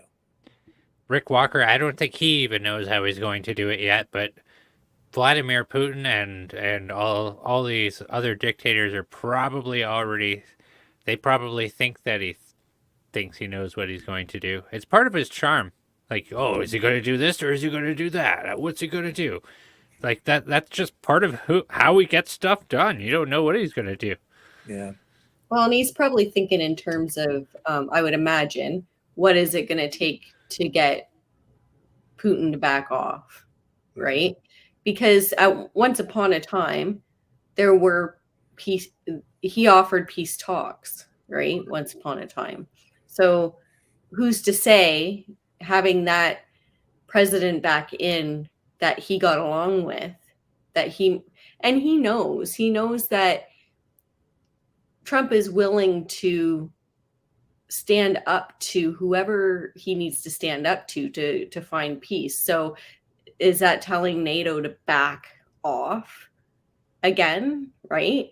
You need to back off and we're going to create peace here. So, I think he probably has some ideas as to maybe what that might take to get everybody to kind of come to somewhat of an agreement. But it kind of, maybe it has to go back to the way it was before, sort of, right? Where you can't have these guys on your doorstep. You got to back off. You got to stop. And you got to, and then on Putin's side, he's got to restore some of what Ukraine had, right?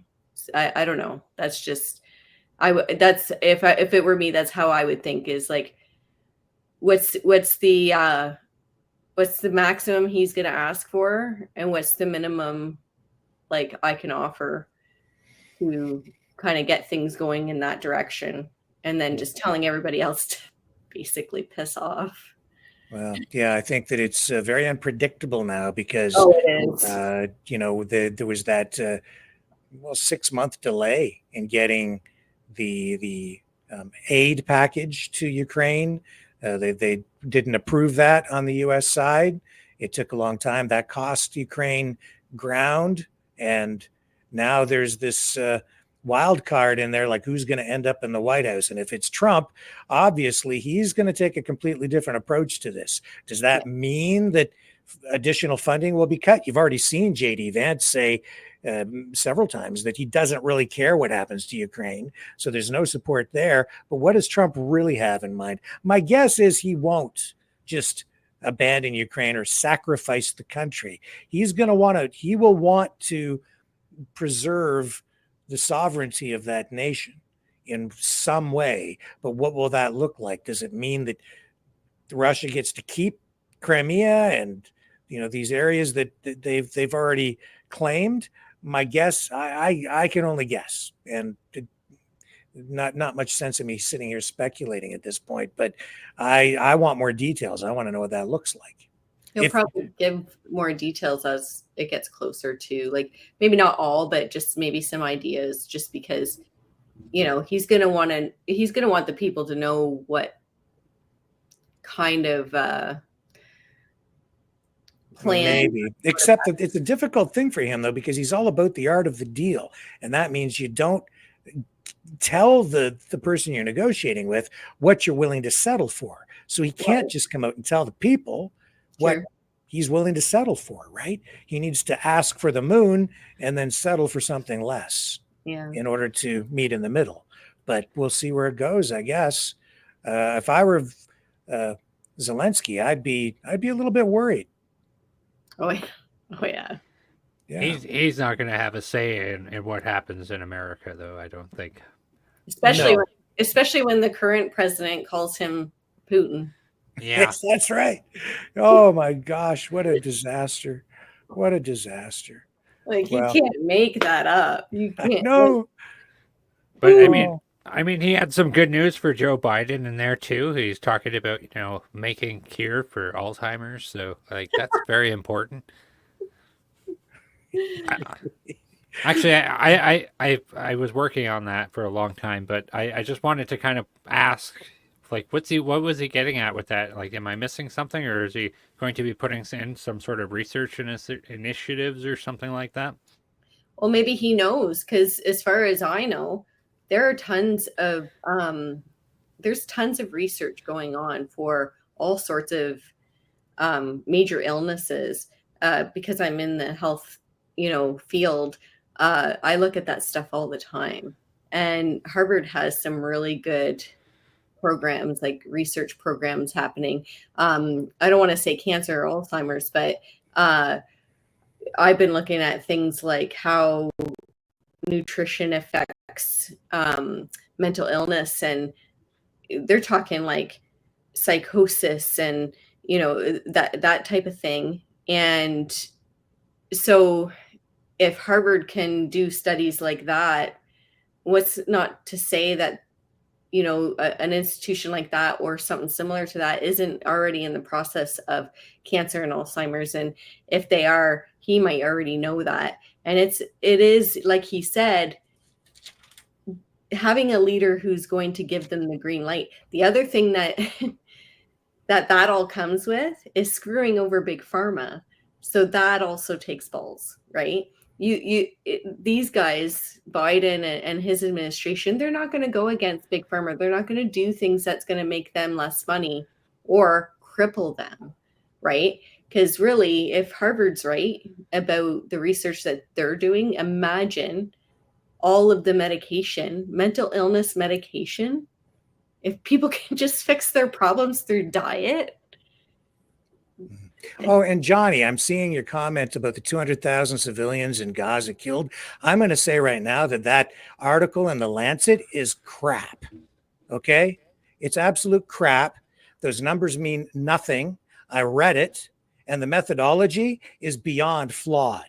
That's just a bunch of guys sitting around who probably had way too much beer to drink, or they were dipping into the medicine cabinet back in their pharmacy because they're a bunch of doctors and they're making shit up. So the 200,000, that's bunk. Okay. That's computer modeling using data that has absolutely no empirical evidence behind it whatsoever. That is propaganda, my friend. That's all it is. 200,000. That's just a number that they made up. It's an estimate that they just kind of came up with off the top of their head, extrapolating by saying that the number of people killed is probably about 4 times higher than what's being reported based on numbers coming directly from Hamas, which have no credibility anyway. We don't know. That's the bottom line, is we don't know. But 200,000 is bunk. That's all that is. And then that's just been laid out in the mainstream media for the anti-Israel, anti-Jew, anti-Zionist, which is just cloaked rhetoric for a bunch of anti-Semitic, prejudicial bigotry, my friend. That's all it is. And so just go on back to, John, I love you, man, but you're just down all these far left, communo-fascistic propaganda websites that you keep sending me every day, and it's crap. And the Lancet is the same medical journal that came out and told you that the vaccines were safe and effective. But now suddenly you want to believe it just because it just reinforces your prejudice, and you love it. It's crap. 200,000 is just a made-up number. And there's no basis in fact for that whatsoever. So get back to maybe the 30 or 40,000, maybe. And even then, there's no credibility in that because it's coming from one side, Hamas, their medical people over there, and they're making that crap up.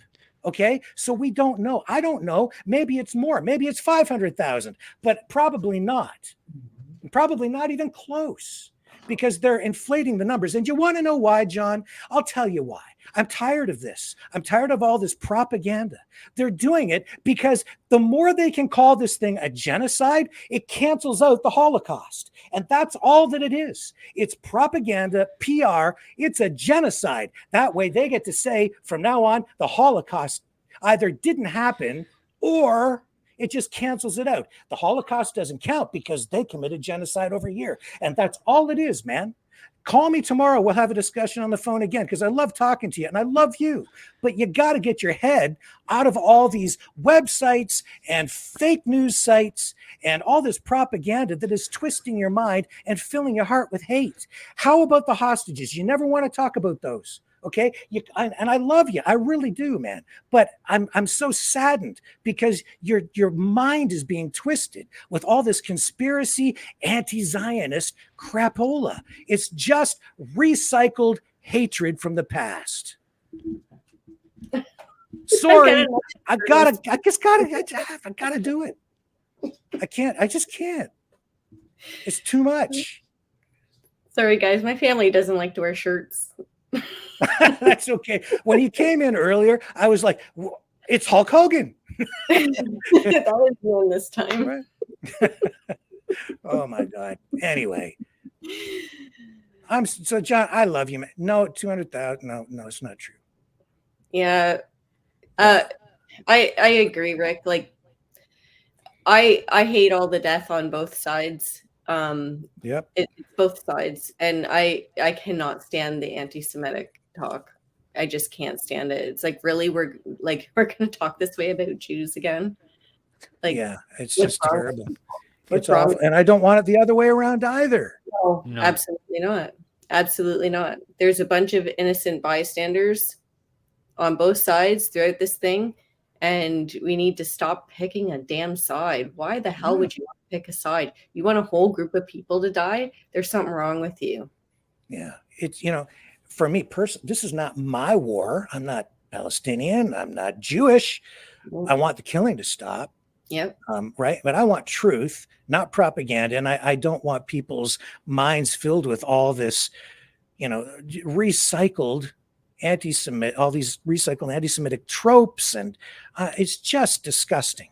It's dark and it's un-Canadian. I'll tell you that.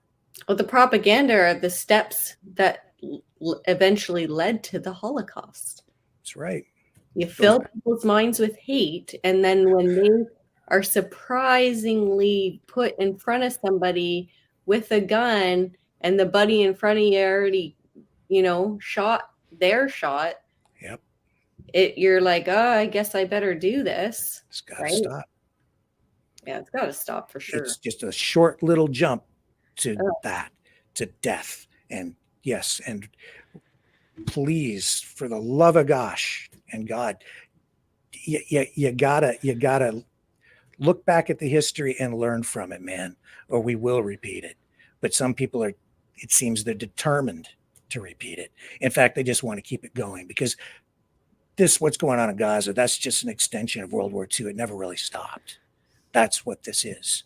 And I'm sorry, but I can't just sit here and remain silent constantly when I just see propaganda just being redistributed in the chat. It's just not true. And, somebody is commenting Israel is a real problem. Okay. What about Hamas? That's right. That's not a real problem. Yeah. Like it's a big problem. When we have these situations going on, it's just like with Ukraine and Russia. You don't think both of those countries have their issues, have their problems, have their evil? Mm-hmm. So, why are you picking a side? I never did with them, with Ukraine and Russia. I'm not here. I'm not. No, when it's war, it's bad for everybody. It's good for the elites. That's who it's good for. So that's who you're cheering on. Well, there's a lot more going on, and as I've had these discussions, John and we discuss things, and he calls, and I appreciate the phone calls. We do have sometimes lengthy discussions, usually in the morning when I'm very tired. When he calls, but no, they're good conversations. But No, he's listening to historical revisionists who tend to leave a lot of details out conveniently. They select their facts, in ways that just help them spin up narratives that are just not true. And rely on computer modeling. Mm-hmm. Ooh. And that's exactly what that figure of 200,000 is. That's a number that's based on a computer model with, I would say, faulty data, garbage in, garbage out, and they don't know. Computer modeling is always garbage, but we must remain hopeful because we just watched. Rick Walker, how many hours of RNC have you just gone through? Tonight, 5 hours, 44 minutes, and 33 seconds. And yesterday? About the same. A little bit less the other 2 days, but yeah. This is why Rick Walker is given the title of Lean Mean Streaming Machine. Well, I couldn't do it without you guys. It would not be nearly as interesting, and I appreciate your perspectives on this. And it is getting late, and you guys do have, other things to do. Unlike me, you actually have lives. So I'm gonna throw it over to you guys for a couple of final thoughts. Why don't you go first, Brendan? Inflation is the real killer. We need to bring back prosperity, and we need to bring back stuff. I'm Brendan Kennedy. I'll see you next time. Okay. Liz? I like that. I'm going to roll off of that. I think the real message tonight was the American dream, the hope and positivity for the future. And that's so powerful. I'm impressed, I have to say. Okay. And I'm going to echo that to some degree here by first saying, Johnny, I love you. I think you're a great guy. I appreciate the conversations we have, and we're going to have more. And I hope that things turn positive. And that's what Trump was trying to do tonight. We've got to find some common ground, bring people together. And to quote him, Donald Trump tonight, he said, we rise together or we fall apart. And with that, folks, I will return tomorrow night, 7 p.m. Eastern Standard Time, right here on the Maverick News Channel. Love all you guys. Catch you on the flip side.